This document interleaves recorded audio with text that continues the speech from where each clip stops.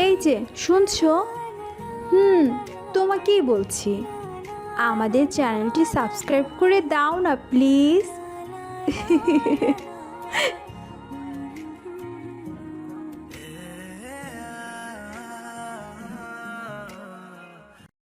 এই রিক্সা যাবেন? জি মোহাম্মদ, যাব। কোথায় যাবেন? আমি রিক্সায় উঠে বসলাম। মামা, কলেজে চলেন। কি ভাবছেন? আব্বু আমার সাথে এমন আচরণ কেন করলো?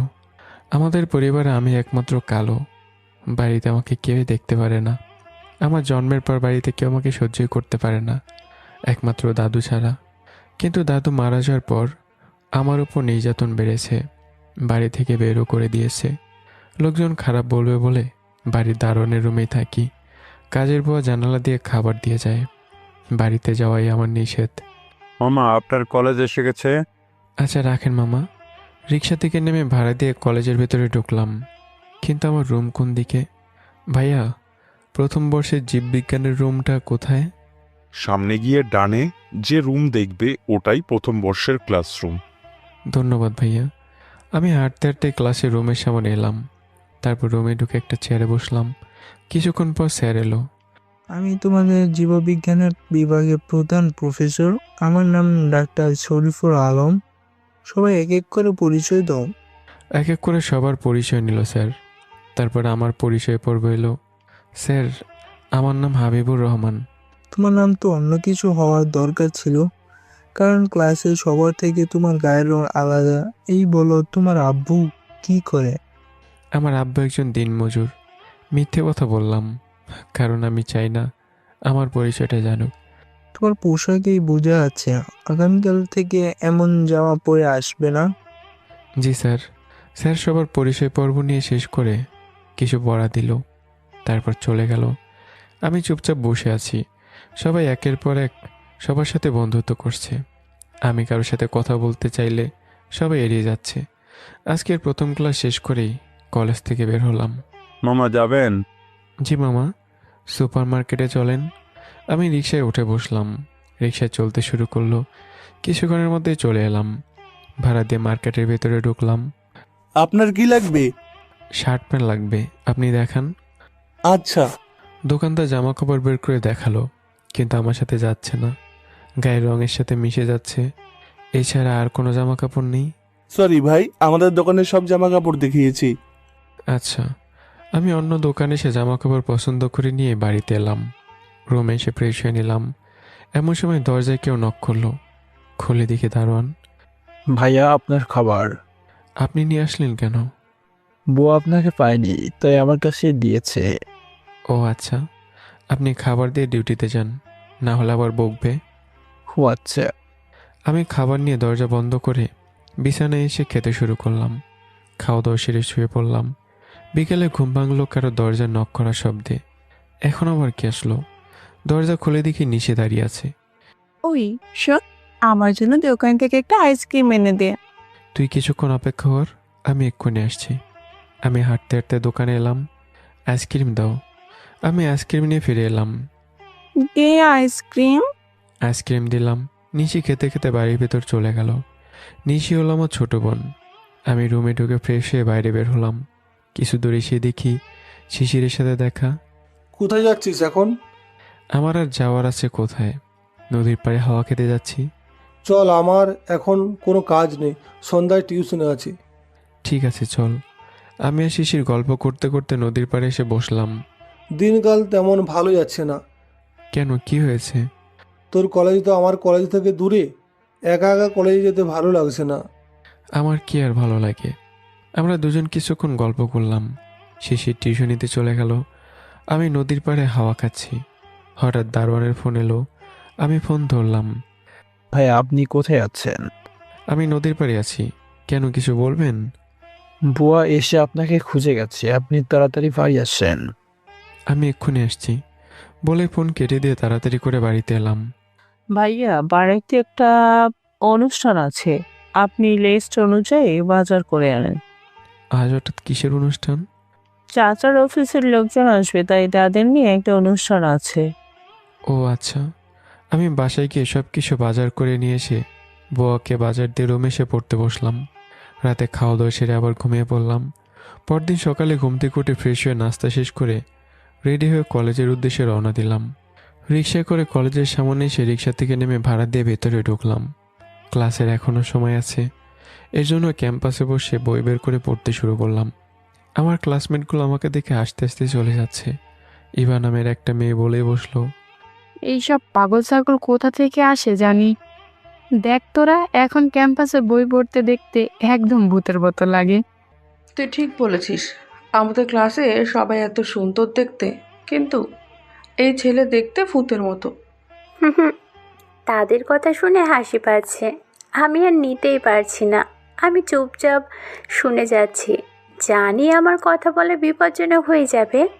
দেখ দেখ ভূতটা আমাদের কথা একবারও কানে নিচ্ছে না। ভূত? Like seriously? চল, এখন অনেক হেসেছি, ক্লাসে স্যার চলে আসবে। তারপর ক্লাসের সময় হলে ওরা সবাই চলে গেল। আমি বসা থেকে উঠে ক্লাসরুমের দিকে হাঁটা শুরু করলাম। কিছুক্ষণ পর ক্লাসরুমে এসে পৌঁছালাম আর পিছনের একটা সিটে গিয়ে বসলাম।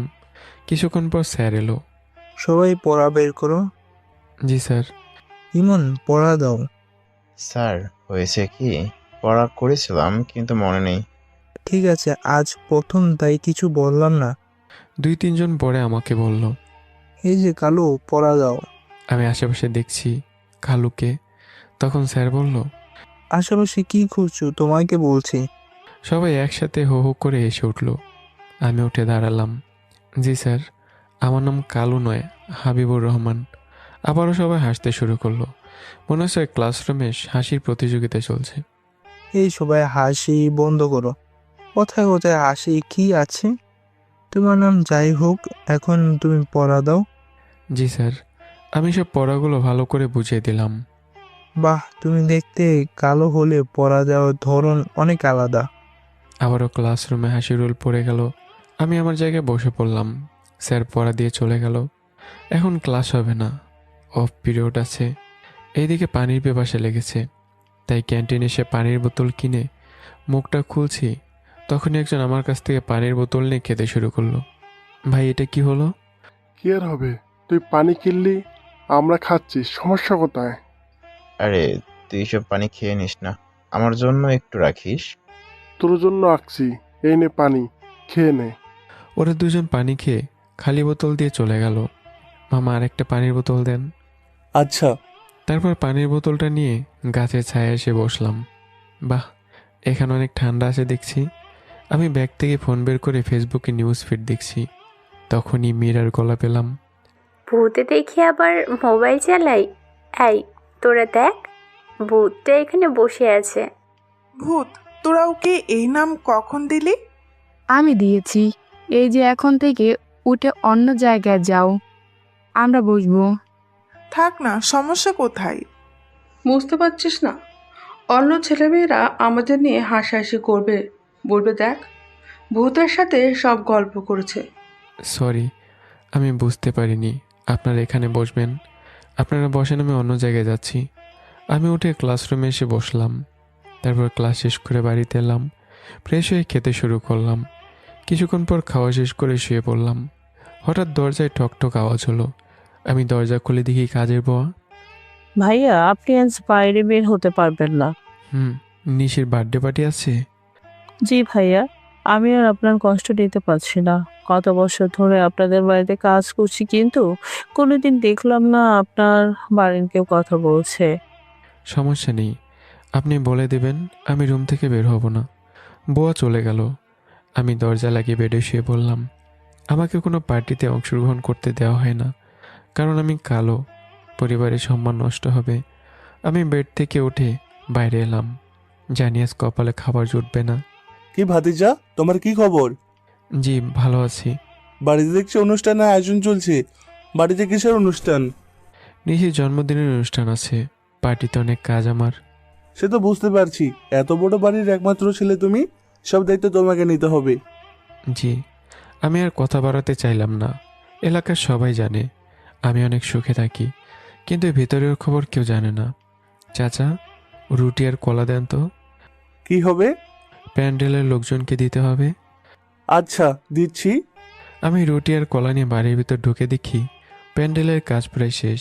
আমি রুমে এসে দরজা লাগিয়ে শুয়ে পড়লাম। সন্ধ্যায় ঘুম থেকে উঠলাম পার্টিতে গান বাজনার শব্দে। বুঝি না এরা এত জোরে গান বাজনা করে কেন। আমি ফ্রেশ হয়ে এসে পড়তে বসলাম, কিন্তু পার্টির বাজনার শব্দে পড়তে পারছি না। তবু আমি কিছুক্ষণ পরে রুটি আর কলা খেয়ে শেষ করে জানালা দিয়ে পার্টি দেখছি। সবাইকে ধন্যবাদ, আপনারা আমার একমাত্র মেয়ের জন্মদিনের অনুষ্ঠানে উপস্থিত হয়েছেন। এক ভদ্রলোক বলল, তা ভাই আপনার ব্যবসা কেমন যাচ্ছে? চলছে ভালো। কই নিশিকে নিয়ে আসো। নিশি রুমে ওর বান্ধবীদের সাথে কথা বলছে, এখনই চলে আসবে। ওই তো চলে এসেছে। আব্বু, আমাকে ভালো গিফট না দিলে আমি কিন্তু কেক কাটবো না। তোর জন্য গিফট নিয়ে এসেছি, তোর পছন্দের গাড়ি। সত্যি? তারপর নিশি কেক কেটে আম্মুকে আর আব্বুকে খাইয়ে দিল। হঠাৎ একজন বলে উঠল, স্যার আপনার ছেলেকে দেখছি না, শুনেছি আপনার একটা ছেলে আছে, কিন্তু আপনি কোনোদিন তাকে সামনে আনলেন না কেন? এরে এখন আব্বু উত্তর কি দেবে? আব্বু আম্মুর দিকে তাকিয়ে আসে আর ভাবছে কি বলবে। স্যার বলুন। আসলে আমার ছেলে অফিসের কাজের জন্য বিদেশে গেছে একটু আগে, তাই আপনাদের সাথে দেখা হয়নি। ও ঠিক আছে স্যার, একদিন সবাই আপনার ছেলের সঙ্গে দেখা করতে আসবো। ঠিক আছে। কিছুক্ষণ পর খাওয়া দাওয়া শেষ হলো সবার। আমি জানালা বন্ধ করে শুয়ে পড়লাম। পরদিন সকালে ঘুম থেকে উঠে ফ্রেশ হয়ে প্রতিদিনের মতো জানালার কাছে থেকে নাস্তা নিয়ে খেতে শুরু করলাম। কিছুক্ষণের মধ্যে খাওয়া দাওয়া শেষ করে রেডি হয়ে রুম থেকে বের হলাম। বাহ, কত সুন্দর একটা গাড়ি নিশি গিফট পেয়েছে। হঠাৎ নিশি বলে উঠল, কি দেখিস? গাড়ি দেখে কি হবে তোর? দেখছিস কত দামি গাড়ি পেয়েছি? আমি কলেজে যাই গাড়িতে করে, আব্দুল রাতে হ্যাঁ ভালোই লাগে রিক্সায় যেতে। তুই গাড়ি চড়তে পারিস না কারণ তুই কাল্লা। এখন গাড়ির কাছে সর, আমি কলেজে যাব। ড্রাইভার নিশিকে সাবধানে নিয়ে যাবেন। আমি আর গাড়ির কাছে না দাঁড়িয়ে গেট দিয়ে বের হলাম। এদিকে আমার কাছে যা টাকা ছিল তা সব শেষ হয়ে গেছে। তার জন্য এই রোদ্দুরে হাঁটতে শুরু করলাম। শরীর ঘামে ভিজে গেছে, এইভাবে আর পারা যায় না। যাই হোক, কয়েকটা টিউশনই দেখতে হবে। হাঁটতে হাঁটতে কলেজে এলাম। সারা শরীর ঘামে ভিজে গেছে। কলেজ ক্যান্টিনে ওয়াশরুম থেকে ফ্রেশ হয়ে গাছের নিচে বসলাম। তারপর শিশিরকে ফোন দিলাম। বল। বলছি, তুই আমাকে একটা টিউশনি খুঁজে দিতে পারবি? এত বড় লোকের ছেলে সে করবে টিউশনি? মজা নিচ্ছিস? সত্যি আমার একটা টিউশনি দরকার। আরে আমি তো তোর সাথে ফাজলামি করছিলাম। একটা টিউশন আছে বিকেলের দিকে, আমার সাথে দেখা করিস। ঠিক আছে, অনেক উপকার হলো। আমি ফোন রেখে চুপ করে বসে আছি। মন চায় বাড়ি থেকে কোথাও চলে যাব, কিন্তু যাব বললে কি যাওয়া হয়? নিজের শহর ভালো করে চিনি না, অন্য শহর তো অজানা। আমি বসে আছি, হঠাৎই। কিরে ভূত, এইভাবে বসে আছো কেন? না এমনি। এইবার এখান থেকে কেটে পড়ো, আমরা বসে আড্ডা দিব। এখন বুঝি গোসল করলেও? মানে? সারা শরীর ভেজা, কোথাও কি পানিতে পড়ে গিয়েছিলে বুঝি? হয়েছে কি, বাসা থেকে হাঁটতে হাঁটতে কলেজ এসেছি, যার ফলে ঘামে ভিজে গেছি। এই জন্য বলি কিসের এত গন্ধ? সবাই আমাকে নিয়ে হাসাহাসি শুরু করলো। আমি উঠে হাঁটতে হাঁটতে ক্লাসে এসে পিছনে গিয়ে বসলাম। কিছুক্ষণ পর স্যার এসে ক্লাস নিয়ে চলে গেল। এক এক করে সবকটা ক্লাস শেষ হলো। আমি কলেজের গেট দিয়ে বের হয়ে ফুটপাথ দিয়ে হাঁটতে লাগলাম। প্রায় 20 মিনিট পর বাড়িতে এসে পৌঁছালাম। বিকেলের দিকে ঘুম থেকে উঠে ফ্রেশ হয়ে শিশিরের সাথে দেখা করতে এলাম। চল, তোর যে টিউশনি খুঁজে দিয়েছি তাদের বাসা চিনি দিয়ে আসি। হ্যাঁ, আমি তো স্কুল কলেজ ছাড়া তেমন কিছুই চিনি না, এই জন্য আমি তোকে নিয়ে যাচ্ছি। আমি আর শিশির হাঁটতে হাঁটতে কিছুক্ষণ দূরে আসার পর একটা বাড়ি পড়ল। বাড়িটা দেখতে বেশ সুন্দর। হঠাৎ শিশির দাঁড়িয়ে পড়ল। দাঁড়ালি কেন? আমরা এসে গেছি। তারপর গেট দিয়ে ঢুকে কলিং বেল বাজালাম। কিছুক্ষণ পর একটা ভদ্রমহিলা দরজা খুললো। কাকে চাই? আন্টি, আমরা টিউশনের জন্য এসেছিলাম, বাড়িওয়ালা আন্টির সাথে কথা হয়েছে। আচ্ছা, ভেতরে এসো। আমরা ভেতরে ঢুকলাম। উনি আমাদের বসতে দিলেন। আন্টি, বাড়িওয়ালা আন্টি ডেকে দিবেন। আমার সাথে তোমার কথা হয়েছিল, এটা কি তোমার বন্ধু? জি। তোমার নাম কি? হাবিবুর রহমান। ও কোথায় থাকো? 7 নং সেক্টরে থাকি। ঠিক আছে, শোনো, আজকে এখন পড়িয়ে যাও, আগামীকাল থেকে সন্ধ্যায় এসে পড়িয়ে যাবে। জি আন্টি। ও হ্যাঁ, তোমার টিউশনি বেতন কিন্তু 3000 টাকা। তাহলে তুই পড়া, আমি আমার টিউশনিতে চলে গেলাম। আচ্ছা। শিশির চলে গেল। আন্টি পড়ানোর রুম দেখিয়ে দিলেন। আমি রুমে গিয়ে বসলাম। কিছুক্ষণ পর একটা পিচ্চি ছেড়ে এলো। আপনি কি আমার নতুন স্যার? তোমার নাম কি? আমার নাম লাফি, আমি ক্লাস 2-তে পড়ি। ও বাবা, তাই নাকি? আমি তোমাকে শুরু থেকেই পড়াবো। তুমি কিন্তু পড়াশোনা নিয়ে দুষ্টুমি করবে না। Okay sir. আমি রাফিকে পড়াতে শুরু করলাম। একটা কাজের মেয়ে এসে আমাকে নাস্তা দিয়ে চলে গেল। ভালো করে পড়াশোনা করতে হবে। প্রথম নিজেকে নার্ভাস ফিল করছি। আমি নাস্তা খেতে খেতে পড়ানো শেষ করে বাড়ির দিকে রওনা দিলাম। কত লোকজন, কত জায়গার দিকে যাচ্ছে। দিন শেষে সবাই নিজের গন্তব্যে পৌঁছে, কিন্তু আমার গন্তব্য কোথায় যেন হারিয়ে গেছে। আমি বাড়ির সামনে এসে গেটে নক করলাম। ও ভাইয়া, এই সন্ধ্যায় কোথা থেকে আসতেন? একটু কাজে গিয়েছিলাম। দারোয়ান গেট খুলে দিল। আমি ভেতরে ঢুকে রুমে এসে শুয়ে পড়লাম।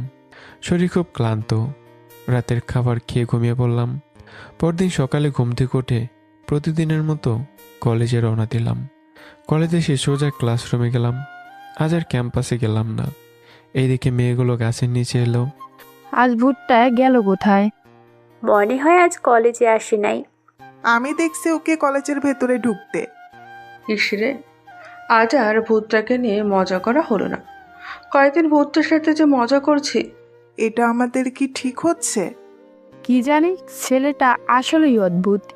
কেউ কিছু বলে না, সারাক্ষণ চুপচাপ থাকে। ওর প্রতি কি তোর ভালোবাসা জেগে উঠলো নাকি? নয়, কালো ছেলেকে আমি তাদের সাথে প্রেম করব না। ক্লাসের সময় হয়ে গেছে। ওরা সবাই ক্লাসরুমে এসে দেখে আমি বসে আছি। আজকের মতো ক্লাস শেষ করে বাড়িতে ফিরে এলাম। তারপর ফ্রেশ হয়ে খাওয়া দাওয়া করে ঘুমিয়ে পড়লাম। বিকেলে ঘুম থেকে উঠে ফ্রেশ হয়ে রাফিকে পড়ানোর জন্য বের হলাম। অনেকক্ষণ ধরে হাঁটার পর রাফিদের বাড়িতে এসে পৌঁছালাম। যাক বাবা, বাঁচলাম। এখন কলিং বেল বাজাই। কলিং বেলে চাপ দিলাম। কিছুক্ষণ পর দরজা খুললো। কিন্তু এ কি, রিয়া এখানে কি করছে? রিয়া আমার দিকে চোখ বড় বড় করে তাকিয়ে বলল, এই তুমি এখানে কি করো? ইয়ে মানে এইসব বাদ দাও, আগে বলো কি চাই? রাফিকে পড়াতে এসেছিলাম, কিন্তু আমার মনে হয় ভুল অন্য জায়গায় চলে এসেছি। আহারে বেচারা। তখনই পিছন থেকে রাফি বলে উঠল, আপু, উনি আমার ছেলে হিসাবে ভেতরে আসছে। তুই রুমে গিয়ে বস, আমি তোর স্যারকে পাঠিয়ে দিচ্ছি। রিয়া চোখ নাচিয়ে বলল, যাও, ভেতরে গিয়ে আমার ভাইকে ভালো করে পড়াও। জি। আমি তাড়াতাড়ি করে ভেতরে ঢুকে রুমে এসে বসলাম। আল্লাহ, এই মেয়ের হাত থেকে রক্ষা করো, তুমি ভরসা। স্যার? হ্যাঁ। ও, পড়া বের করে 5 মিনিট পরে আমাকে পড়া দাও। রিয়া, রাফি স্যারকে একটু শরবত তৈরি করে দিয়ে আয়। আচ্ছা। রিয়া রান্না করে সে শরবত তৈরি করলো। মনে দুষ্ট বুদ্ধি চেপে বসলো। শরবতে ঘোড়ামরিচ মিশিয়ে দিল। তারপর পড়ার রুমে এলো। কিছু বলবেন? জি না, তবে আমি তোমার জন্য শরবত তৈরি করে এনেছি, তাড়াতাড়ি খেয়ে নাও। আচ্ছা। আমি শরবত নিয়ে খেতে শুরু করলাম। তখনই বুঝতে পারলাম এটা শরবত না, মরিচের শরবত। ঝালে আমার গলা জ্বলে যাচ্ছে। আমি শোষাতে শুরু করে দিলাম। কি ঝাল লাগলো বুঝি? একটু পানি হবে, গলা ঝালে জ্বলে যাচ্ছে। আহারে, দাঁড়াও, আমি এক্ষুনি পানি নিয়ে আসছি। রিয়া পানি আনতে চলে গেল। কিছুক্ষণ পর ঠান্ডা পানি নিয়ে ফেললো। আমি পানি খেয়ে কিছুটা শান্তি পেলাম। ধন্যবাদ আপনাকে। এবারই এর মুখটা দেখার মতো হয়েছিল। রিয়া কিছু না বলেই গেল, আর আমি পড়াতে শুরু করলাম রাফিকে। আজকের মতো পড়া শেষ করে বাড়িতে চলে এলাম। এইভাবে কেটে গেল 1 মাস। কলেজের সবার কাছে আমি হাসির পাত্র হিসেবে পরিচিত। অনেক দিন হলো আম্মুকে দেখি না, তাই আম্মুর সামনে গেলাম। কি চাই? আমার আবার কি চাওয়ার আছে? অনেকদিন তোমাকে দেখিনি, তাই দেখতে এলাম। তোকে বলেছি না যখন তখন আমার সামনে আসবি না? আমার মনে ছিল না। বলছি কি তোমার না থাক। বুঝতে পারছি, টাকার দরকার তাই তো? তা তুই টাকা দিয়ে করবিটা কি? না থাক, আমার লাগবে না। আমি কিছু না বলে ওখান থেকে চলে এলাম। হাঁটতে হাঁটতে নদীর পাড়ে এলাম। এটাই আমার একমাত্র জায়গা যেখানে বসে বসে বছর পার করেছি। নদীর পাড়ে চুপচাপ বসে আছি, ভাবছি আমি আনমনে হঠাৎ যদি কোথাও হারিয়ে যাই তাহলে কেমন হয়। কিন্তু কোথায় যাব? আমার যাওয়ার তো কোনো জায়গা নেই। সূর্য অস্ত যাচ্ছে, এই সৌন্দর্য উপভোগ করছি। এইদিকে রাফিকে পড়ানোর সময় হয়ে গেছে। আমি বসা থেকে উঠে হাঁটতে শুরু করলাম। কিছুক্ষণের মধ্যেই রাফিদের বাড়িতে পৌঁছে গেলাম। স্যার কেমন আছেন? আমি হাসি দিয়ে বললাম, অনেক ভালো আছি। কি পড়াগুলো সব করেছো? জি স্যার, আমি একটু পরে আপনাকে পড়া দিচ্ছি। আচ্ছা, হ্যাঁ আমি চলে যাব। আচ্ছা, হ্যাঁ আমি চলে যাব সবাইকে ছেড়ে, কিন্তু তার আগে আমার টাকার প্রয়োজন।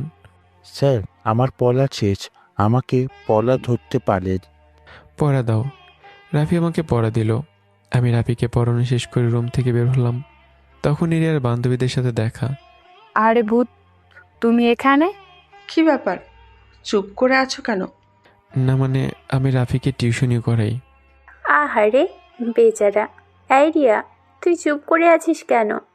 কি বলবো, তোরা থাম, আম্মু জানতে পারলে সমস্যা আছে। আচ্ছা, এবার কি আমি যেতে পারি? যেতে পারো। আমি বাড়ির দিকে রওনা দিলাম। পরদিন সকালে কলেজ এলাম। কলেজে প্রতিযোগিতা অনুষ্ঠিত হবে। এখানে 5টা কলেজ অংশগ্রহণ করবে। স্যার আমাদের কলেজ থেকে কে অংশগ্রহণ করবে? প্রিন্সিপাল স্যার ঠিক করবেন, তবে আশা করছি তোমাদের মধ্য থেকে নেওয়া হবে। কিছুক্ষণ পর প্রিন্সিপাল স্যার রুমে এলো। তোমাদের স্যার সবকিছু বলে দিয়েছে। তোমাদের মধ্যে থেকে হাবিবুর অংশগ্রহণ করবে। আমাদের মধ্যে ওকে বাছাই করার কারণ কি? তাছাড়া ওর যা চেহারা। চুপ বেয়াদব, এই ক্লাসের সবচেয়ে ভালো ছাত্র, আর সে ভালো রেজাল্ট নিয়ে আমাদের কলেজে ভর্তি হয়েছে। স্যার ছেলেটা অনেক ভালো, শত অপমানের পরেও চুপ করে থাকে। হাবিবুর, তুমি অংশগ্রহণ করার জন্য প্রস্তুত নাও। জি স্যার। স্যার প্রতিযোগিতার কয়দিন বাকি আছে? 2 দিন পর অনুষ্ঠিত হবে আমাদের কলেজ ক্যাম্পাসে। Okay sir. ক্লাস শেষ করে ক্যাম্পাসে এসে বসলাম। বুঝি না, আমরা থাকতে ওকে দিল কেন প্রতিযোগিতায়? দেখা যাক কি করতে পারি। ওরা এইসব বলে চলে গেল। তখনই রিয়ারা এসে আমাকে ঘিরে দাঁড়ালো। যদি প্রতিযোগিতায় চ্যাম্পিয়ন না হয় তাহলে তোমাকে খবর করে ছাড়বো। জি, আমি চেষ্টা করব। তারপর আমি বাড়িতে চলে এলাম। এইদিকে মাথায় অনেক টেনশন। তারপর কলেজে প্রতিযোগিতা। 2 দিন কেটে গেল। এখন প্রতিযোগিতায় অংশগ্রহণ করতে হবে। হাবিবুর, সাহস রাখো, কখনো সাহস হারাবে না। সাহস থাকলে তুমি সবকিছু জয় করতে পারবে। জি স্যার, আমি প্রতিযোগিতায় অংশ নিলাম। সবাইকে 20টি প্রশ্ন করা হবে। যে কলেজ প্রশ্নের উত্তর দিতে পারবে না, অন্য কলেজ উত্তর দিলে তাদের পয়েন্ট বাড়বে। যে বেশি প্রশ্নের উত্তর দিবে সেই বিজয় হবে। স্যার প্রশ্ন করুন। সব কয়েকটি প্রশ্নের সময় থাকবে 10 সেকেন্ড। Okay sir. তারপর প্রতিযোগিতা শুরু হলো। প্রায় 3 ঘন্টা পর প্রতিযোগিতা শেষ হলো। এমন প্রশ্ন আমি জীবনে শুনিনি। আমি ভাবছি একটু পর কোন কলেজ চ্যাম্পিয়ন ঘোষণা করবে। আমি বুঝতে পারছি না বুটটা কি সব সঠিক উত্তর দিতে পেরেছে কি। এবার যে কলেজ চ্যাম্পিয়ন হয়েছে তার নাম প্রকাশ করা হবে। চ্যাম্পিয়ন হয়েছে সরকারি ইডেন মহাবিদ্যালয়। আমি জানতাম এইবার আমরা চ্যাম্পিয়ন হব। চ্যাম্পিয়নকে ট্রফি তুলে দিবেন এই শহরের বড় ব্যবসায়ী রফিক সাহেব। ওনাকে স্টেজের উপর আসার অনুরোধ জানাচ্ছি। এখন আমি কি করব? না জানি আব্বু আমাকে দেখে রেগে না যায়। তারপর ডেকে নিচ্ছি আমাদের ইডেন কলেজের প্রিন্সিপাল স্যারকে, তার সাথে বিজয়ীকে। আমি স্যারের সাথে স্টেজে উঠলাম। আব্বু আমাকে দেখে অবাক হয়ে গেল। তারপর আমাদেরকে চ্যাম্পিয়ন ট্রফি তুলে দিলেন। প্রিন্সিপাল স্যার মাইক্রোফোন নিয়ে, গত কয়েক বছর ধরে আমরা চ্যাম্পিয়নের আশা ছেড়ে দিয়েছিলাম। আজ আমরা খুবই আনন্দিত, তা হাবিবুরের জন্য সম্ভব হয়েছে। ধন্যবাদ হাবিবুর মা বাবাকে, যারা হাবিবুরকে এমনভাবে গড়ে তুলেছে। আমি আব্বুর দিকে চেয়ে দেখি আব্বুর মুখটা ছোট হয়ে গেছে। মানুষের চেহারা সবকিছু নয়, তা হাবিবুর প্রমাণ করে দিল। আমি তার মা বাবা প্রতি দোয়া করি। তারপর আব্বুকে স্যার কিছু বলতে বললেন। আব্বু ভেবে পাচ্ছেন আমাকে কি বলবে। আমি দোয়া করি বিজয়ী বড়টা কিছু হোক। আমি আর কিছু বলতে চাই না। হাবিবু, তোমার মা বাবার সম্পর্কে কিছু বলে যাও। না জানি আমার মান সম্মান ক্ষুণ্ণ হয়।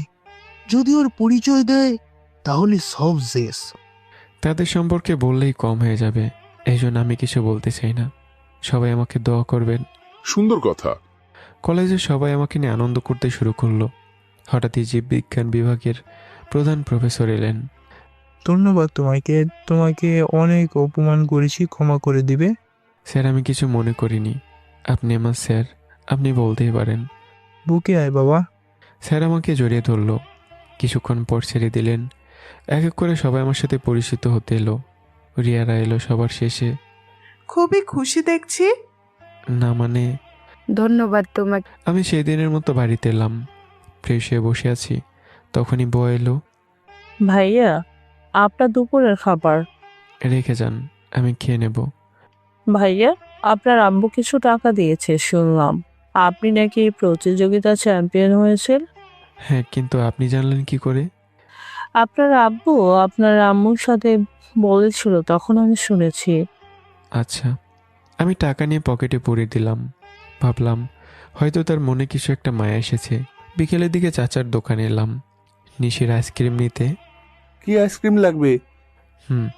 এই নাও। আমি আইসক্রিম নিয়ে গেট দিয়ে চলে গেলাম। এদিকে রিয়া এই রাস্তা দিয়ে যাচ্ছিল, আমাকে বাড়ির ভেতর ঢুকতে দেখে থেমে গেল। তারপর গাড়ি থেকে নেমে বাড়ির সামনে এলো। কাকে যাই? এইমাত্র ছেলেটা গেল, সে কি এখানে টিউশনি করায়? জি না, কিন্তু আপনি কে? আমি রিয়া, ছেলেটির ক্লাসমেট। বলুন না। ইয়ে মানে? কি মানে করছেন? আর এটা রফিক সাহেবের বাসা না? জি। তাহলে কি হাবিবুর এখানে কাজ করে? জি না ভাইয়া, রকিব সাহেবের ছেলে হয়েছে। হে আপনার শান্তি। আচ্ছা, হাবিবুর এইভাবে থাকে কেন?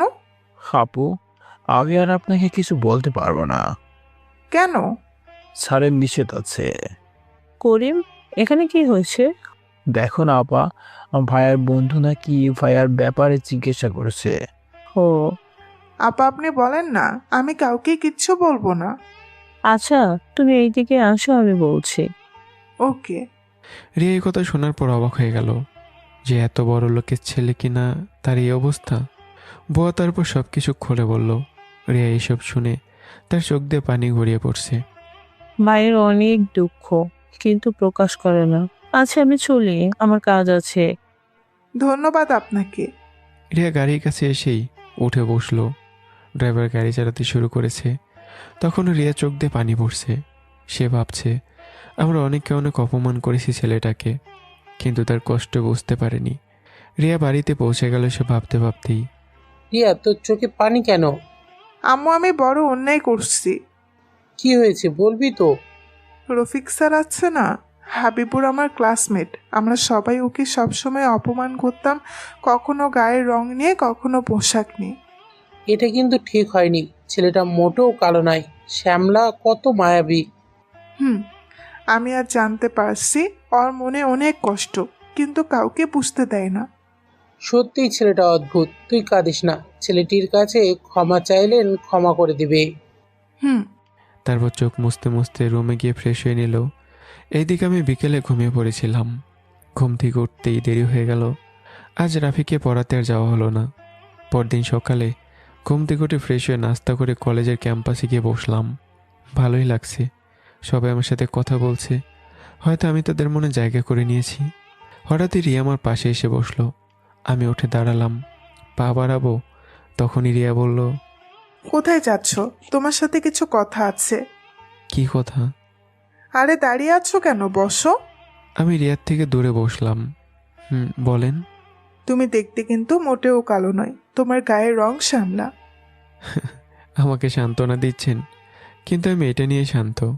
আল্লাহ আমার গায়ের রং এমন দিয়েছে, তাতে আমার কিছু করার নেই। সেই দিন তোমার বাবা মার সম্পর্কে কিছু বললে না কেন? এমনি। তোমার এত কষ্ট কেন, আমাকে বলো। কে বলেছে আমার মনে কষ্ট আছে? দেখো না, আমি সবসময় হাসি খুশি থাকতে পছন্দ করি।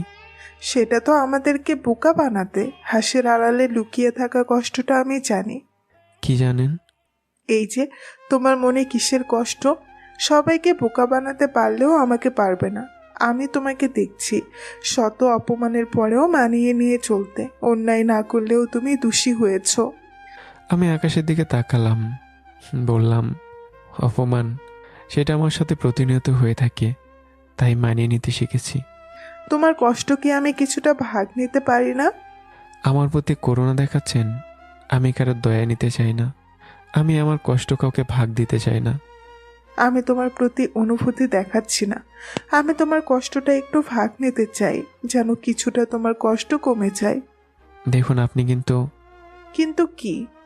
আচ্ছা সরি, তোমার সাথে আমি অনেক খারাপ ব্যবহার করছি। সরি কিসের? আমি তোমাদের উপর কখনো কষ্ট পাইনি। তাহলে আজ থেকে আমরা বন্ধু। রিয়া আমার দিকে হাত বাড়িয়ে দিল। সবাই খারাপ ভাববে। তাতে আমার কিচ্ছু যায় আসে না। রিয়া আমার হাত ধরে হ্যান্ডশেক করলো।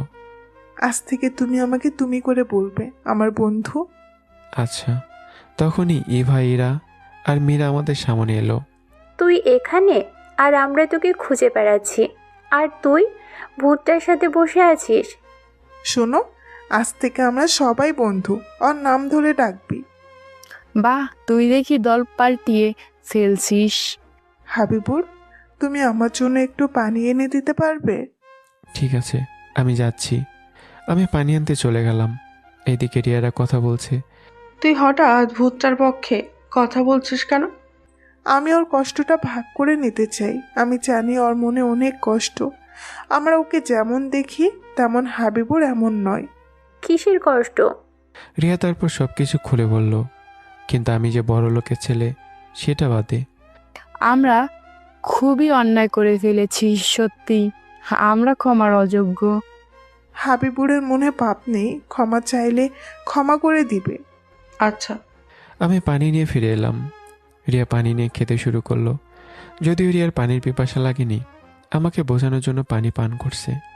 হাবিবুর, আমাদের সবাইকে ক্ষমা করে দাও, আজ থেকে আমরা সবাই বন্ধু। তোমরা কিছু অন্যায় করনি, তাহলে কিসের মাপ চাইছো? আমরা জানি আমরা তোমার সাথে অন্যায় করেছি, প্লিজ আমাদেরকে মাফ করে দাও। আচ্ছা, সবাইকে মাপ করে দিলাম। কিছুক্ষণ আমরা আড্ডা দিয়ে ক্লাসরুমে এসে বসলাম। কিছুক্ষণ পর স্যার এলো। সবাই কেমন আছো? আমরা সবাই ভালো আছি। আপনি কেমন আছেন?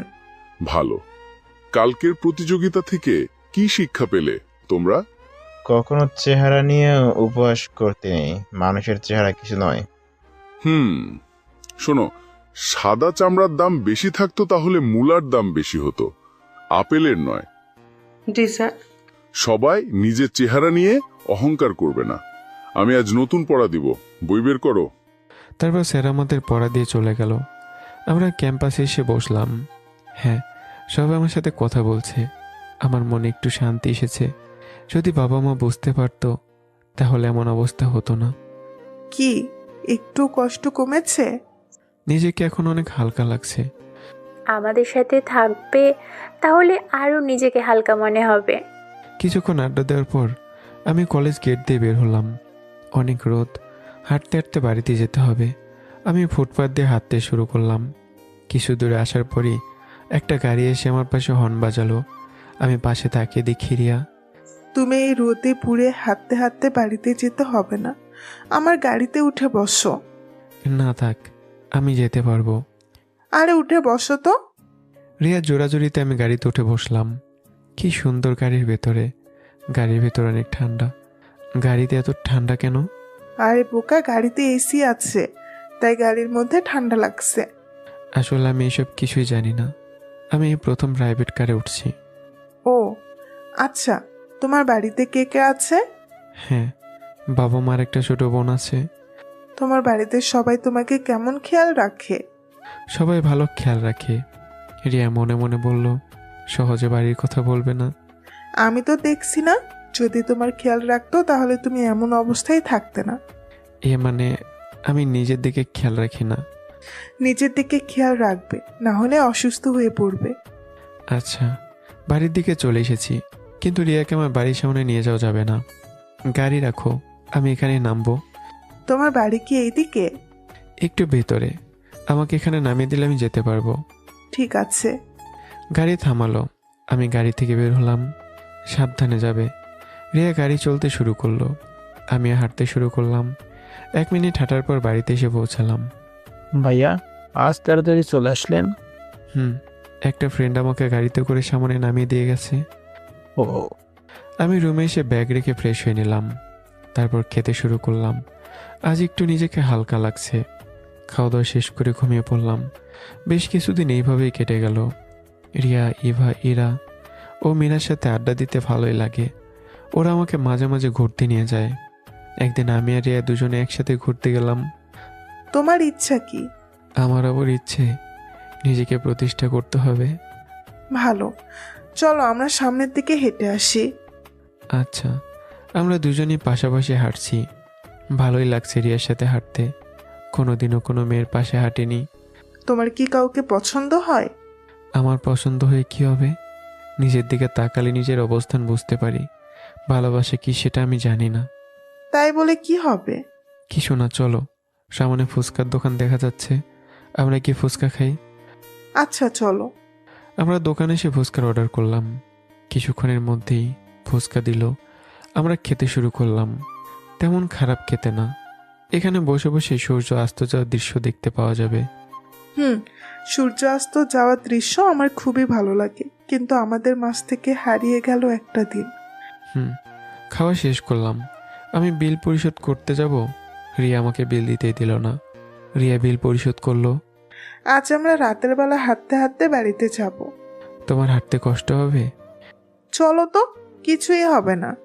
আমি আর রিয়া আবার হাঁটতে শুরু করলাম, উদ্দেশ্য বাড়ির দিকে। হঠাৎ রিয়া আমার হাত ধরলো। আমি অবাক হয়ে গেলাম। কি অবাক হলে নাকি? অবাক একটু হয়েছি, কিন্তু তুমি আমার হাত ধরলে কেন? আরে বোকা, রাতের বেলা দুইজন পাশাপাশি যদি হাত ধরে না হাঁটা হয় তাহলে ভালো লাগে না। ও ঠিক আছে, হাত ধরতে পারো। এই তো ভালো ছেলের কথা। আমি আর রিয়া পাশাপাশি হাত ধরে হাঁটতে শুরু করলাম। আমি কোনোদিনও কারো হাত ধরে হাঁটছি কিনা আমার মনে পড়ে না। ও মা, তাই নাকি? বাবা মা কি হাত ধরে নিয়ে হাঁটতে শেখায়নি? এ মানে হেঁটেছি কতটা পথ। ও, এখন থেকে আমার হাত ধরে হাঁটতে পারো, সমস্যা নেই। তা কখনো হয় না। এই সমাজে একটা ছেলে মেয়েকে এইভাবে কেউ মেনে নেবে না। সমাজের একটা নীতিমালা থাকে। আমি রিয়ার হাত ধরে হাঁটতে হাঁটতে রিয়াদের বাড়িতে পৌঁছে গেলাম। তারপর রাফিকে পড়ানো শুরু করলাম। স্যার আপনি এমন কেন? কেমন? এই যে আপনি অগোছালো, নিজের দিকে খেয়াল রাখেন না। ও এই ব্যাপার। আমি এমনটা থাকতে পছন্দ করি। তুমি চুপচাপ পড়ো। Okay sir. আমি রাফিকে পড়িয়ে ওদের বাড়ি থেকে বের হলাম। হঠাৎ আকাশে বিদ্যুৎ চমকাতে শুরু করলো। মনে হচ্ছে এক্ষুনি বৃষ্টি নামবে। তাড়াতাড়ি পা চালাই, না হলে বৃষ্টিতে ভিজে যাব। বৃষ্টিতে ভিজে আবার শরীর খারাপ না হয়ে যায়। কিছু দূর আসতেই বৃষ্টি শুরু হয়ে গেল। যাক, মানুষের কিছুটা গরম কমলো। আমি তাড়াতাড়ি পা চালিয়ে বাড়ির সামনে এলাম। গেটে নক করলাম। দারোয়ান ছাতা মাথায় দিয়ে এসে গেট খুলে দিল। ভাইয়া আপনি এখন বৃষ্টি বৃষ্টি কোথা থেকে আসছেন? টিউশনিতে গিয়েছিলাম, কিন্তু কে জানতো যে বৃষ্টি নামবে। বাইরে অনেক বৃষ্টি হচ্ছে, কোথাও দাঁড়িয়ে থাকলে ভিজে যেতেন না? রাস্তা ফাঁকা, কোথায় আশ্রয় নেওয়ার জায়গা ছিল না। তাছাড়া হঠাৎই বৃষ্টি এসে ভিজিয়ে দিল। আপনি তাড়াতাড়ি রুমে গিয়ে চেঞ্জ করেন। আচ্ছা। আমি রুমে এসে সারা শরীর ভালো করে পানি দিয়ে মুছে নিলাম। কাপড় চেঞ্জ করে খেতে বসলাম। খাওয়া দাওয়া শেষ করে শুয়ে পড়লাম। মাঝরাতে হঠাৎ প্রচণ্ড জ্বর এলো। সারা শরীর শীতে কাঁপছে। আমি কষ্ট করে উঠে একটা নাপা খেয়ে শুয়ে পড়লাম, কিন্তু কিছুতেই জ্বর কমছে না। সারা রাত আর কমলো না। ভোরের দিকে ঘুমিয়ে পড়েছি, কখন খেয়ালই নেই। এদিকে সকাল হয়েছে অনেক আগেই, কিন্তু আমি এখনো ঘুমের মধ্যে কাঁপছি।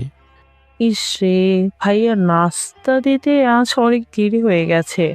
ভাইয়া কলেজে যাবে, তাই তাড়াতাড়ি নাস্তা দিয়ে আসি। বুয়া এসে দেখে এখনো দরজা বন্ধ, জানালা বন্ধ আছে। বুয়া দারোয়ানের কাছে এলো।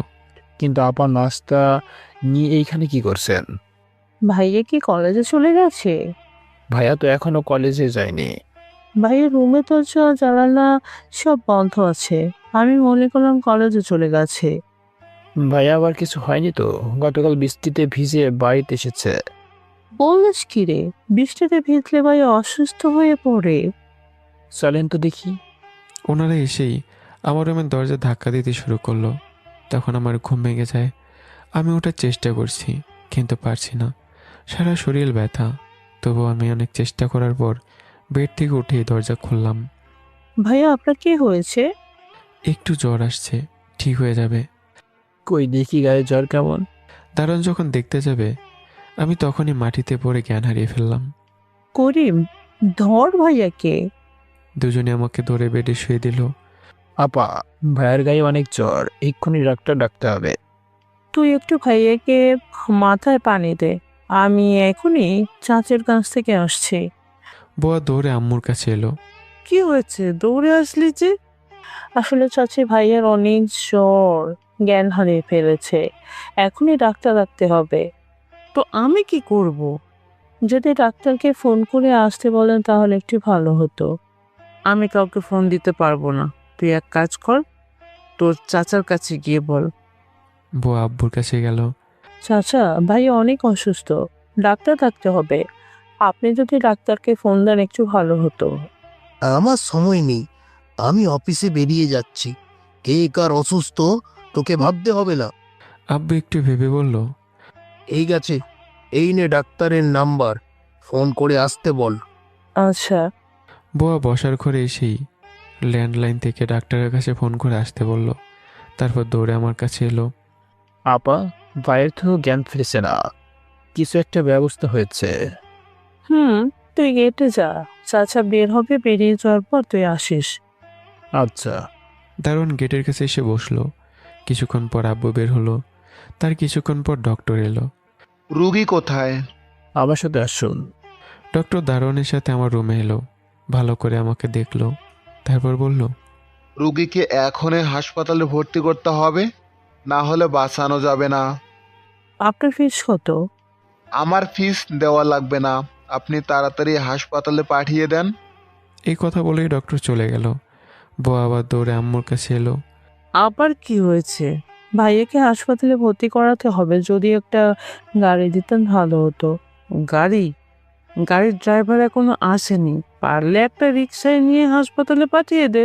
ঠিক আছে। বউ একটু হেসেই বলল, এই হাসির অর্থ আলাদা। বউ আমার রুমে এলো। কি গাড়ি দেয়নি তো আমি জানতাম। এই বাড়িতে আমি চাকরি করতাম না, কিন্তু ভাইয়ের দিকে আমি এখনো আছি।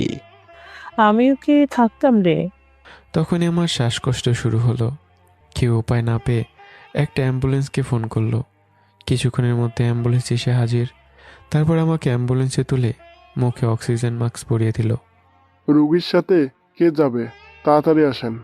আমি যাব, করিম তুই খেয়াল রাখিস। বউ আমার ফোন নিয়ে অ্যাম্বুলেন্সে উঠে বসলো। তখনই অ্যাম্বুলেন্স হর্ন বাজিয়ে বেরিয়ে পড়লো।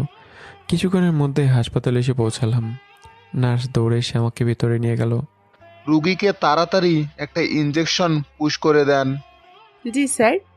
রুগীর অবস্থা তেমন ভালো না, সাপোর্টে রাখতে হবে। ইনজেকশন দেওয়া হয়ে গেছে, এখন কি করব স্যার?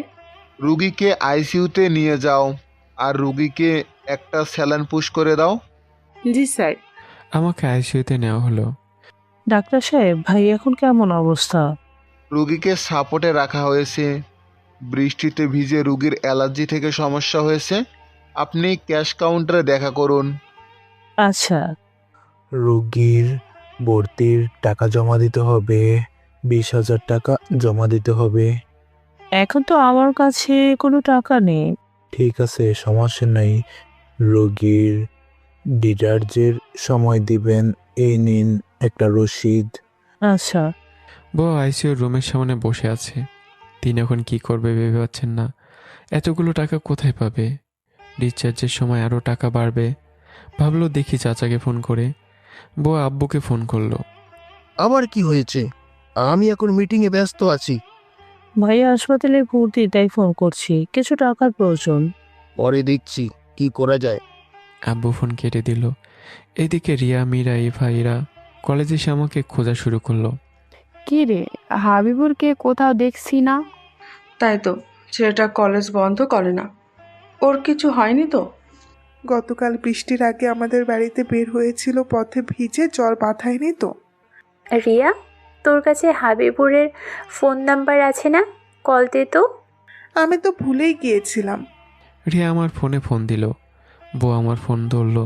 কে বলছেন? আমি রিয়া, হাবিবুরের বন্ধু। হাবিবুর কোথায়? তখনই বউ কেঁদে কেঁদে বলল, রিয়া, আমি হাবিবুরের বাড়ির কাছের বুয়া বলছি। ভাইয়ের অবস্থা অনেক খারাপ, হাসপাতালে আইসিইউতে নেওয়া হয়েছে। কি বলছেন? আমরা এক্ষুনি আসছি। কোন হাসপাতাল? ইবনে সিনা মেডিকেল হাসপাতালে। কি হয়েছে?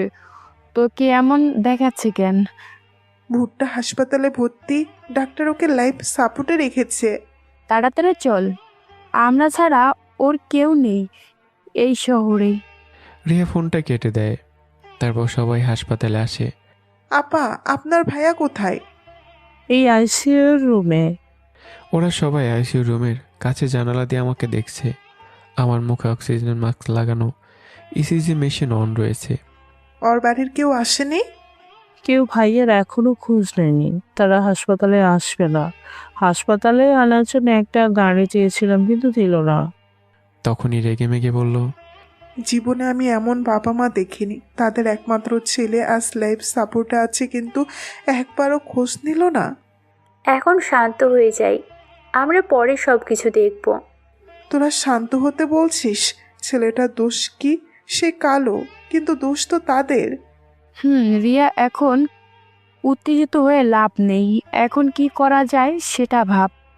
বউ রিয়াকে চেয়ারে বসে শান্ত করার চেষ্টা করছে। দেখো, ও ছোট থেকে অবহেলিত। এখন আমি এতগুলো টাকা কোথায় পাবো ভেবে পাচ্ছি না। আপনাকে কোনো চিন্তা করতে হবে না, আমরা ওর ফ্রেন্ড, আমরাই টাকা দিব। কিছুক্ষণ পর একটা নার্স এলো। এই ইনজেকশন নিয়ে আসেন। ঠিক আছে, কিন্তু রুগীর জ্ঞান ফিরবে কখন? এখন বলা যাচ্ছে না, একটু তাড়াতাড়ি ইনজেকশন নিয়ে আসেন। রিয়া দৌড়ে হাসপাতালের ফার্মেসি থেকে ইনজেকশন নিয়ে গেল। আচ্ছা, ডাক্তার কোথায়? ডাক্তার তার চেম্বারে আছে, চাইলে আপনারা কথা বলতে পারেন। আচ্ছা, আমরা কথা বলে নিব। নার্স এসে আমাকে ইনজেকশন পুশ করে দিল। ওরা সবাই ডাক্তারের কাছে এলো। আপনারা রুগীর কি হন? আমরা সবাই রোগীর ফ্রেন্ড। আপনি বলেন, রোগীর জ্ঞান ফিরবে কখন? সেটা এখন বলা সম্ভব না। এখনো জ্ঞান ফিরতে পারে বা অন্য সময়। আচ্ছা, আপনারা একটুও ভালো করে চেষ্টা করুন। যত টাকা খরচ হয় আমরা দিব। দেখুন, এখানে টাকার বিষয় না, তেমন চিন্তার কোনো কারণ নেই। রোগীর অবস্থা ভালোর দিকে। আচ্ছা। তারপর ওরা সবাই আইসিইউর সামনে বসে পড়ল। আমাদের মনটাই খারাপ হয়ে গেল, বুঝতে পারছি না কিছু। দুপুর হয়ে গেছে, তোরা বাহিরের দিকে কিছু খেয়ে আয়। তুই খাবি না? না রে, আমার কিছু ভালো লাগছে না। ঠিক আছে, আমরা খেয়ে আসার সময় তোর আর আপুর জন্য খাবার নিয়ে আসছি। আচ্ছা, ওরা সবাই চলে গেল। আপনি বিকেল পর্যন্ত থেকে বাড়িতে চলে যান। না, আমি কোথাও যাব না। সেই ছোটবেলা থেকেই আমি ভাইয়াকে বড় করেছি। ভাইয়াকে রেখে আমি কোথাও যাব না। কবে ওই বাড়ি থেকে চলে যেতাম, কিন্তু মা হয়ে গেছে। আপনার বয়স হয়েছে, আপনি টেনশন করবেন না। আপনার শরীর খারাপ হয়ে যাবে। তাতে কোনো সমস্যা নেই। কিছুক্ষণ পর এবার খাবার নিয়ে এলো। আপু, আপনি এই খাবার খেয়ে নিন, না হলে শরীর খারাপ করবে। খাওয়া আমার মুখে উঠবে না। খেয়ে নেন। রিয়া জোরাজুরিতে বোয়া খেতে শুরু করলো। এদিকে বিকেল হয়ে গেছে, তখন আমার জ্ঞান ফিরছে না। ডক্টর এসে আমাকে আরেকটা ইঞ্জেকশন দিল। সন্ধ্যায় জ্ঞান ফিরতে পারে। ও আচ্ছা। রিয়া বোয়াকে বলল, আপনি বাড়িতে চলে যান। মায়ের কাছে কে থাকবে? আমি আছি, সমস্যা নেই। তোরাও বাড়িতে যেতে পারিস। আমরা যাব না। বাড়িতে ফোন করে বলছি রাতের দিকে বাড়িতে ফিরবো। ঠিক আছে। বোয়াকে বাড়িতে পাঠিয়ে দিল ওরা। হঠাৎ আমার জ্ঞান এসেছে। আমি চোখ মিলে দিকে হাসপাতালে আছি। আমি ওঠার চেষ্টা করছি। কি করছেন? আপনি উঠবেন না, প্লিজ শুয়ে পড়ুন। আচ্ছা। নার্স বাইরে এসে বলল, রোগীর জ্ঞান ফিরেছে, আপনারা দেখা করতে পারেন, তবে বেশি কথা বলবেন না। ওকে। সবাই তখন রুমে ঢুকলো। কি রে, তোর এখন কেমন লাগছে? ভালো লাগছে। তুই দেখছি আমাদের বিয়ে না দেখে উপরে টিকিট কাটছিলি। এখন তো সুস্থ আছি, তোদের বিয়ে খেতে যেতে পারবো, চিন্তা করিস না। অনেক হয়েছে, এখন বলতো বৃষ্টিতে ভিজলে কি জন্য? হঠাৎই বৃষ্টি এসে ভিজিয়ে দিল, তাই বৃষ্টিতে ভিজে ভিজে বাড়িতে গিয়েছিলাম। তার শাস্তি এখন পাও। আচ্ছা, আমাকে হাসপাতালে নিয়ে এসেছে কে? ভালো করছো, তোমরা ছাড়া আমার আর কে আছে? অনেক কথা হয়েছে, এখন চুপচাপ শুয়ে থাক। নার্স বেশি কথা বলতে নিষেধ করেছে। এখন আমি সুস্থ আছি, তোমরা বাড়িতে যাও। কিন্তু তোর কাছে একজনকে থাকতে হবে। আমি থাকছি, তোরা বাড়িতে চলে যা, কোনো সমস্যা হলে ফোন করব। আচ্ছা। রিয়া আমার বেডের পাশে বসলো। আমি ঠিক আছি, তুমি বাড়িতে চলে যাও। এই তুমি চুপ করো তো। তারপর আমাকে একটা রুমে নেওয়া হলো। রাত অনেক হয়েছে।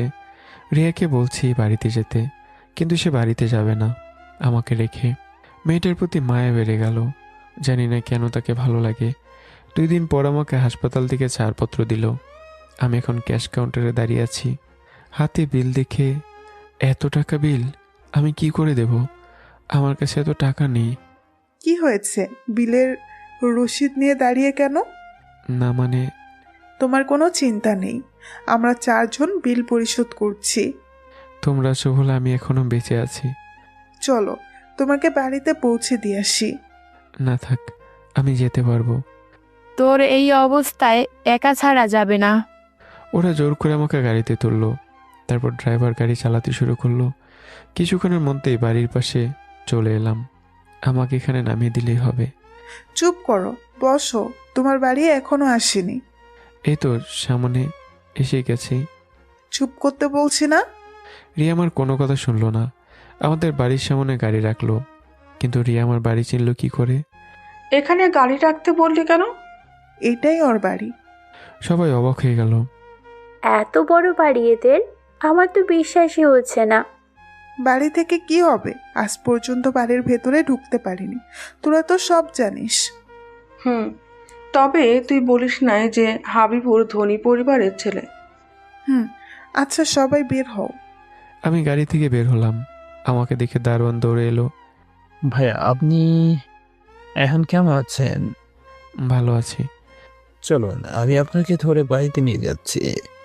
আমি যেতে পারবো। আমার খুব লজ্জা লাগছে, তোমাদের ভিতরে যেতে বলতে পারছি না। সমস্যা নেই, আমরা তো জানি বাড়ির লোকজন কেমন আচরণ করে।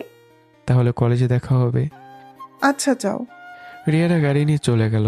আমি বাড়ির ভিতরে ঢুকলাম, তারপর রুমে এসে শুয়ে পড়লাম। এদিকে গেটের সামনে আমার সাথে রিয়াদের দেখে ফেলেছি নিশি। আমাদের মান সম্মান নিয়ে টানাটানি, আজ আব্বু বাড়িতে আসুক, মজা দেখাবো। দুপুরে বউ আমাকে খাবার দিতে এলো। ভাইয়া, আপনার দুপুরের খাবার খেয়ে ওষুধ খেয়ে নেবেন। আচ্ছা, আপনি যদি ঠিক সময়ে হসপিটালে না নিয়ে যেতেন তাহলে হয়তো। থাক ভাইয়া, এটা আমার দায়িত্ব, ছোট থেকে বড় করেছি, আপনার কিছু হলে আমি কষ্ট পাবো। তারপর বউ চলে গেল। আমি খেতে শুরু করলাম। কিছুক্ষণের মধ্যে খাওয়া শেষ করে ওষুধ খেয়ে শুয়ে পড়লাম। ওইদিকে আব্বু দুপুরে বাড়িতে এলো। আব্বু, তোমার সাথে কথা আছে। বল। এই যে কাইলেটাকে দেখলাম, 4 জন মেয়ে বাড়ির সামনে গাড়িতে করে নামিয়ে দিয়ে গেল। তাতে কি হয়েছে?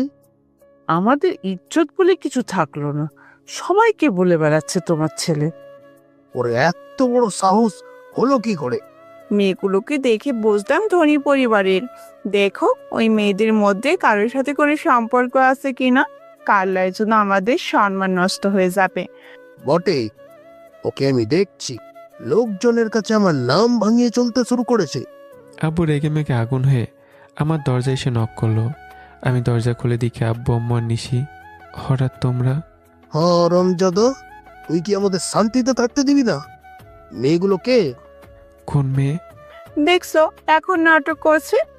যারা তোকে বাড়িতে দিয়ে গেল, তুই আমার মান সম্মান নিয়ে টানাটানি করছিস? তবে রে। আব্বু আমাকে টাস টাস করে চর মারতে শুরু করলো। চিল্লাচিল্লি শব্দ শুনে বউয়ার দারোয়ান দৌড়ে এলো। চাচা, ভাইয়াকে মারবেন না, ভাইয়া আজকে হাসপাতাল থেকে এসেছে। তুই চুপ করে থাক, ওকে আজ আমি মেরেই ফেলবো।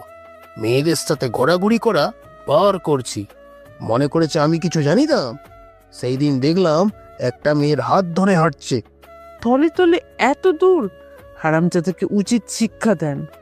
চাচা, মারবেন না, আমি কথা দিচ্ছি ভাইয়াকে কোনো মেয়ের সাথে দেখা যাবে না। হাসপাতালে ভর্তির পর টাকাগুলো তারাই দিয়েছে, আপনি দেন নাই। একবারও খোঁজ নিয়েছিলেন? রহিমা, আপনি চুপ করেন। ওর পিছনে টাকা দিয়ে কি হবে?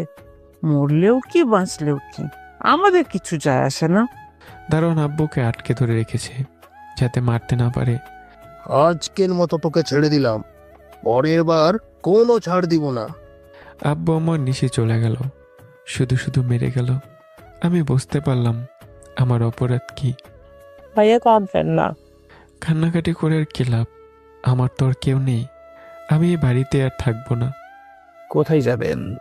যেদিকে দু চোখ যায় সেদিকে চলে যাব। আপনারা যান, আমাকে একটু একা থাকতে দিন। আমি রুমের দরজা বন্ধ করে শুয়ে পড়লাম। কালকেই চলে যাব, তার আগে কলেজ থেকে টিসি নিতে হবে। পরদিন সকালে ঘুম থেকে উঠে ফ্রেশ হয়ে নাস্তা খেয়ে কলেজে এলাম।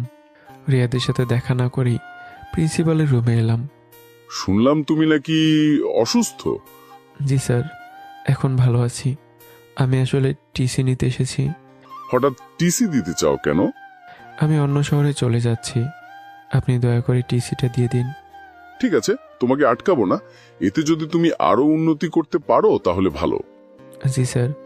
কিছুক্ষণের মধ্যে স্যার আমাকে পেপার রেডি করে দিল। আমি রুম থেকে বের হয়ে এসে কলেজের গেটে দাঁড়িয়ে আছি রিক্সার জন্য। হঠাৎ দেখলাম একটা গাড়ি সোজা এসে দেয়ালে ধাক্কা দিল। আমি দৌড়ে গিয়ে দেখি আব্বু। আব্বু সার আগে রক্ত মাখা। আমি তাড়াতাড়ি করে হাসপাতালে নিয়ে এলাম। যতই হোক তিনি আমার আব্বু, তার কিছু হলে আমি সহ্য করতে পারবো না। রুগীর অবস্থা খুবই খারাপ। রুগীর ভর্তির জন্য বন্ডে সাইন করতে হবে। আপনি ওনার বাড়িতে ফোন দিয়ে আসতে বলুন, তারপর রুগীকে অপারেশন রুমে নেওয়া হবে। রোগীর অবস্থা ভালো না, এখনই অপারেশন রুমে নিতে হবে। আমি সাইন করব। আপনি রুগীর কি হন? আমি ওনার ছেলে। আমি পেপারে সাইন করলাম। হাবিবুর রহমান চৌধুরী।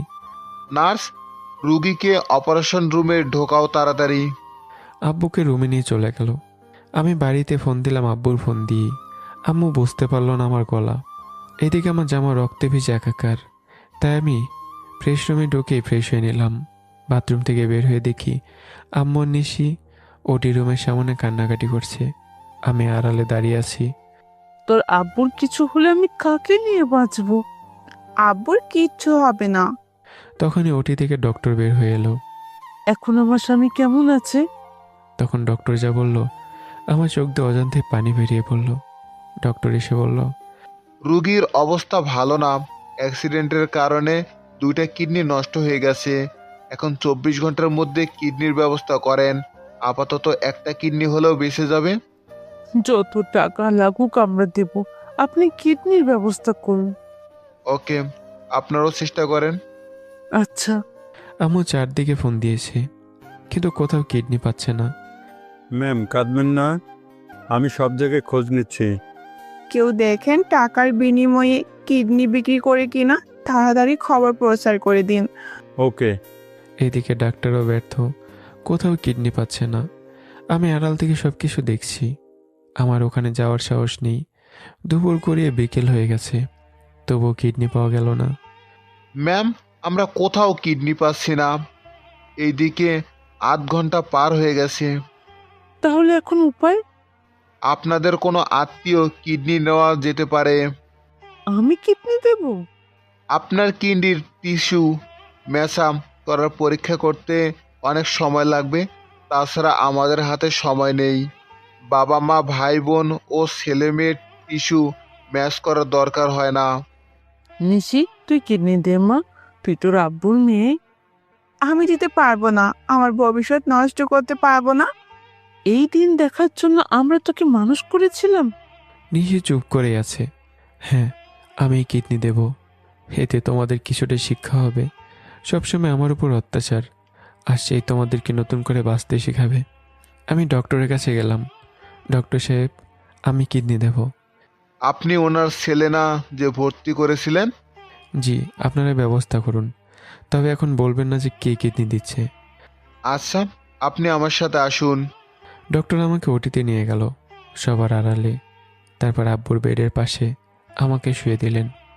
চোখ বন্ধ করুন। আচ্ছা। আমি চোখ বন্ধ করলাম। নার্স আমাকে একটা ইঞ্জেকশন পোষ করলো। তারপর আমার আর কিচ্ছু মনে নেই। শোনেন, এখন এনার নাম পরিচয় প্রকাশ করবেন না, তাড়াতাড়ি অপারেশনে শুরু করুন। Okay sir. তারপর ডক্টর অপারেশন শুরু করলো। প্রায় 4 ঘন্টা পর অপারেশন সাকসেস হলো। তারপর আব্বুকে ওটি থেকে বের করলো। ওনাকে কোথায় নিয়ে যাচ্ছেন? আপনার কিডনির পরিস্থাপন করতে দিয়েছি। আপনাদের বলা হয়নি কিডনি পাওয়া গেছে, আমাদের হাতে সময় ছিল না। সমস্যা নেই, কিন্তু কিডনি কে দিয়েছে? সরি, এখন বলা যাবে না। রোগীকে বেডে দেওয়া হচ্ছে, আপনারা ওখানে আসেন। ওকে। আব্বুকে নিয়ে যাওয়ার পর আমাকে একটা রুমে বেডে নিয়ে শুয়ে দিল। আজ টাকা ছিল, কিন্তু কোথাও কিডনি সন্ধান পেলাম। যে কিডনি দিয়েছে সে কিন্তু কিডনির বিক্রি করেনি। না জানি কে কিডনি দিয়েছে। আমরা তার কাছে সারা জীবন ঋণী হয়ে থাকবো। আল্লাহ তার ভালো করুক। শোনো, ডাক্তারকে বলে দাও তার খরচ আমরা বহন করব। Okay ma'am. রাতের মধ্যে আমার জ্ঞান ফিরে এলো। আমি ওঠার চেষ্টা করলাম, কিন্তু নার্স উঠতে দিল না। সকালে আব্বুর জ্ঞান ফিরল। এখন কেমন আছো? এখন ভালো আছি। ডাক্তার বলল আমাকে কিডনি দিতে হয়েছে, তবে আমার কাছে একজন দিয়েছে। নিশি, তুই দিয়েছিস মা? নিশি দেয়নি, কে দিয়েছে এখনো জানা যায়নি। আজ আমার টাকা থেকেও কিডনি খুঁজে পেলাম না। যে কিডনি দিয়েছে তার কাছে আমি আজীবন ঋণী হয়ে থাকবো। এদিকে আমি বেডে শুয়ে আছি, কিছুই ভালো লাগছে না। রিয়াদের খবর কি জানলাম না। ফোন অন করে দেখি অনেক মেসেজ, সবগুলো রিয়া পাঠিয়েছে। আমি রিয়ার কাছে ফোন দিলাম। কোথায় তুমি? তোমার খোঁজ খবর নেই। আমি হাসপাতালে আছি, আব্বু অসুস্থ। ও, আমি আসছি। তোমার আসার দরকার নেই। আমি আসছি বলছি মানে আসছি। রিয়া ফোন কেটে দিল। আমি কি করতে ওর কাছে ফোন দিলাম। এখন এসে না জানি কি করবে। কিছুক্ষণের মধ্যে রিয়া হাসপাতালে চলে এসে আমাকে খুঁজতে শুরু করলো, কিন্তু পাচ্ছে না। তারপর আমার কাছে ফোন দিল। হ্যাঁ বলো। কোথায় তুমি? তোমাকে কোথাও দেখছি না। আমি 2য় তলায় 3 নম্বর রুমে আছি। ওকে। রিয়া তাড়াতাড়ি করে আমার রুমে এসে দেখে আমার পেটে ব্যান্ডেজ করা। তোমার কি হয়েছে? আমার তো কিছুই হয়নি। সত্যি করে বলো। মানে। তারপর আমি রিয়াকে সব খুলে বললাম। রিয়া রেগে মেগে আগুন হয়ে আমাকে ঠাস ঠাস করে চড় মারলো। যে বাবা মা তোমাকে খুঁজে না, তাদের জন্য তোমার দয়া হচ্ছে, আজ একটা কিডনি দিয়ে দিলে। এছাড়া কোনো উপায় ছিল না। রিয়া আমার বেডের পাশে বসে কাঁদতে শুরু করলো। আমার কত আশা ছিল, কিন্তু তুমি সব নষ্ট করে দিলে। আমি তো বেঁচে আছি। তারপর আমি রিয়াকে সব বোঝাতে শুরু করলাম, কিন্তু বুঝতেই চাইছে না। অনেক কষ্টের পর বোঝাতে পারলাম। তোমাকে বুঝতে পারলাম আজ পর্যন্ত, আফসোস তোমার বাবা মা বুঝতে পারলো না। তাতে আমার কোনো কষ্ট নেই, আমার কষ্ট সয়ে গেছে। আমি রিয়া কথা বলছি, এর মধ্যে নার্স এলো। আপনার ওষুধের সময় হয়ে গেছে, কিছু খেয়েছেন? না, এখনো কিছু খাওয়া হয়নি। ঠিক আছে, কিছু খেয়ে এই ওষুধ খেয়ে নেবেন। আচ্ছা, বাইরে থেকে খাবার আনবে কে? আমি নিয়ে আসছি, তোমাকে তরল কিছু খেতে দিতে হবে। রিয়া খাবার আনতে চলে গেল। কিছুক্ষণ পর ফিরে এলো। আমি খেতে শুরু করলাম। এভাবেই কেটে গেল 2 দিন। রিয়া যতটুকু পেরেছে আমাকে সময় দিয়েছে। জানি না আমার প্রতি তার এত কেয়ার কিসের। 2 দিন পর আমি হাসপাতাল থেকে বাড়িতে এলাম। রিয়া আমার সাথে আছে। আমি রুমে এসে ব্যাগ গোছানো শুরু করলাম। এ কি করছো? আমি আর এই বাড়িতে থাকবো না, চলে যাচ্ছি অন্য শহরে। থাকার দরকার নেই, কিন্তু কোথায় যাবে? জানি না, তোমাদের অনেক মিস করব। আমিও তোমাকে মিস করব। আমি ব্যাগ গুছিয়ে একটা চিঠি লিখলাম আর দারোয়ানের কাছে দিলাম। করিম ভাই সে কি কান্না। আমি বাড়ি থেকে চলে যাচ্ছি তাই। ভাই যেখানে থাকবেন সাবধানে থাকবেন। তারপর বউর সাথে দেখা করে চলে এলাম রেলওয়ে স্টেশনে। তোমার না গেলে হয় না? আমি আর পারছি না, অনেক সহ্য করেছি আর না। কাউন্টারে এসে টিকিট কেটে ট্রেন ছাড়ার অপেক্ষায় বসে আছি। কোনো সমস্যা হলে আমাকে বলবে। ট্রেন ছাড়ার সময় হয়ে গেল। রিয়া হঠাৎ আমাকে জড়িয়ে ধরে কাঁদতে শুরু করলো। আমি তোমাকে ছাড়া থাকতে পারবো না। আরে দূরে কি আমি একেবারে জন্য চলে যাচ্ছি নাকি? একদিন ইনশাল্লাহ ফিরে আসবই। সত্যি তো? ততদিন আমি তোমার জন্য অপেক্ষা করব। ট্রেন ছেড়ে দিল। আমি তাড়াতাড়ি ট্রেনে উঠে বসলাম। রিয়া আমাকে বিদায় দিচ্ছে আর কান্নাকাটি করছে। এতদিন পর বুঝতে পারলাম রিয়া আমাকে ভালোবেসে ফেলেছে। ট্রেন চলতে শুরু করেছে। এদিকে রিয়া কাঁদতে কাঁদতে প্ল্যাটফর্মে বসে পড়েছে। তুমি বেঁচে গেলে যন্ত্রণার হাত থেকে, কিন্তু তোমাকে আমি যে ভালোবেসে ফেলেছি সেটা না বলা যন্ত্রণা আমাকে সহ্য করতে হবে। রিয়া উঠে চোখ মুছতে মুছতে বাড়ির দিকে রওনা দিল। সবার জন্য আমার চোখ দিয়ে অজান্তে পানি বেরিয়ে পড়ল। আমি সবাইকে মিস করব খুব। ট্রেন চলতে শুরু করেছে। আমার যাওয়ার উদ্দেশ্য খুলনা। রিয়া আমাকে খুলনায় পাঠাচ্ছে। অন্য শহরে যেতে চেয়েছিলাম, কিন্তু রিয়ার জন্য খুলনায় যেতে হচ্ছে। আমি ট্রেনেই ঘুমিয়ে পড়লাম। অন্যদিকে আব্বুকে আজ হসপিটাল থেকে ছেড়ে দেবে। সবকিছু গুছিয়ে নিয়েছো? নিসি, আমাকে একটু ধর, আমি একা হাঁটতে পারবো না। ধরছি। নিশে আব্বুকে ধরে হাসপাতালে ক্যাশ কাউন্টারে এলো। আমাদের বিল রসিদ দেন, টাকা জমা দেব। একটা ভদ্রলোক ডিসচার্জের পেপার দিলেন। সেখানে ভর্তি করানো নাম দেখে আব্বু অবাক হয়ে গেল।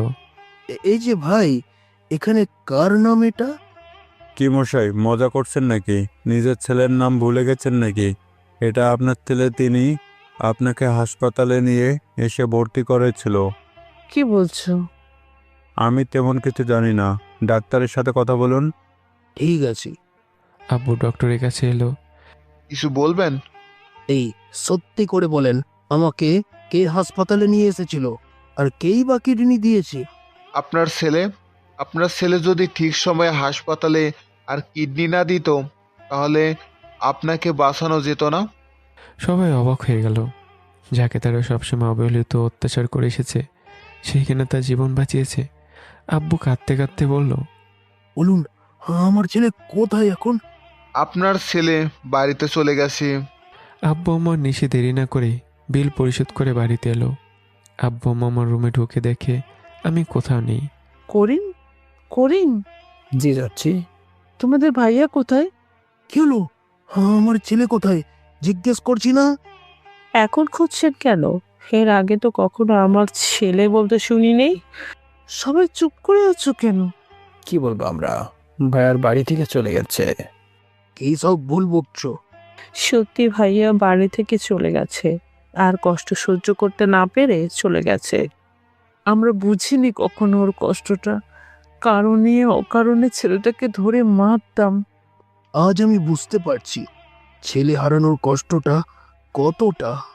আমি ভাইয়ার সাথে সবসময় খারাপ ব্যবহার করতাম, কিন্তু ভাইয়া আমার সাথে কোনোদিনও খারাপ ব্যবহার করেনি। তোমার ভাইয়া কোথায় গিয়েছে কিছু জানো? জানি না, তবে যাওয়ার আগে একটা চিঠি দিয়ে গেছে। এই নিন চিঠি। ও, আমি আর এই বাড়িতে কাজ করব না। কেন? আমি ভাইয়ার জন্য এই বাড়িতে পড়েছিলাম। এখন ভাইয়া নেই, তাই আমিও চলে যাচ্ছি। আমিও চলে যাব। তোরা কোথাও যাবি না, আমি তোদের ভাইয়াকে খুঁজে নিয়ে আসবো যে করেই হোক। কিন্তু কোথায় খুঁজবে, কোথায় গেছে, আমরা তো কিছুই জানি না। আমরা পুলিশের সাহায্য নিব। তার আগে ওর একটা ছবি প্রয়োজন। এখন কোথায় থেকে পাবো? ওর কলেজে থেকে পাওয়া যাবে। আব্বু আম্মু কাঁদতে শুরু করলো। আব্বু চিঠি খুলে পড়তে লাগলো। তোমরা যখন এই চিঠিটা পাবে, ততক্ষণ আমি অনেক দূরে চলে গেছি। আমি আর তোমাদের নির্যাতন সহ্য করতে পারছি না। এতদিন আমার বোঝা হয়ে গেছে। আমি তোমাদের কাছে অত্যাচারের পাত্র। আমি কালো বলে তোমাদের কাছে অবহেলিত, কিন্তু এই দোষ কি আমার? যাই হোক, আমি আর এই বাড়িতে ফিরে আসবো না। আমার কিডনি দিয়ে তোমার জীবন বাঁচিয়ে গেলাম। ছোট থেকে আমি তোমাদের কাছে কোনো আদর যত্ন পাইনি। আম্মু আমাকে একবারের জন্য আদর যত্ন করেনি, করেছে অবহেলা।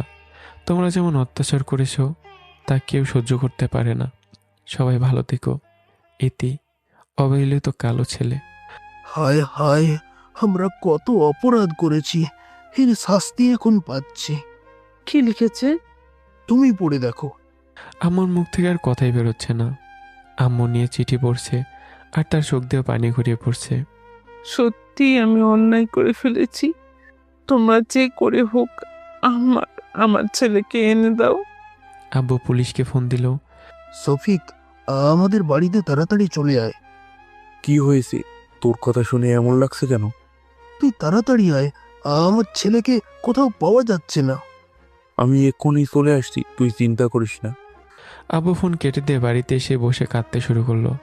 তারা যে ভুল করেছে তাদের কোনো ক্ষমা নেই। চাচা চাচি কাঁদবেন না, ভাইয়াকে ঠিক খুঁজে পাওয়া যাবে। আমাদের দেওয়া কষ্ট সহ্য করতে না পেরে বাড়ি থেকে চলে গেছে, জানি না কোথায় গেছে। চিন্তা করবেন না, পুলিশ আসছে, তারা খুঁজে বের করবে। কিছুক্ষণ পর শফিক আঙ্কেল আর কয়েকটা পুলিশ এলো। তোর ছেলে না বিদেশে ছিল, দেশে আসলো কবে? আমার ছেলেকে কোনোদিন বিদেশে পাঠাইনি। আমার ছেলে আমাদের বাড়িতেই ছিল। কিন্তু তোর ছেলেকে কোনোদিন দেখিনি তো। আমি বলছি। তারপর আম্মু সবকিছু খুলে বলল। এটা কিন্তু তোরা ভালো করিসনি। আমি ভুল করেছি।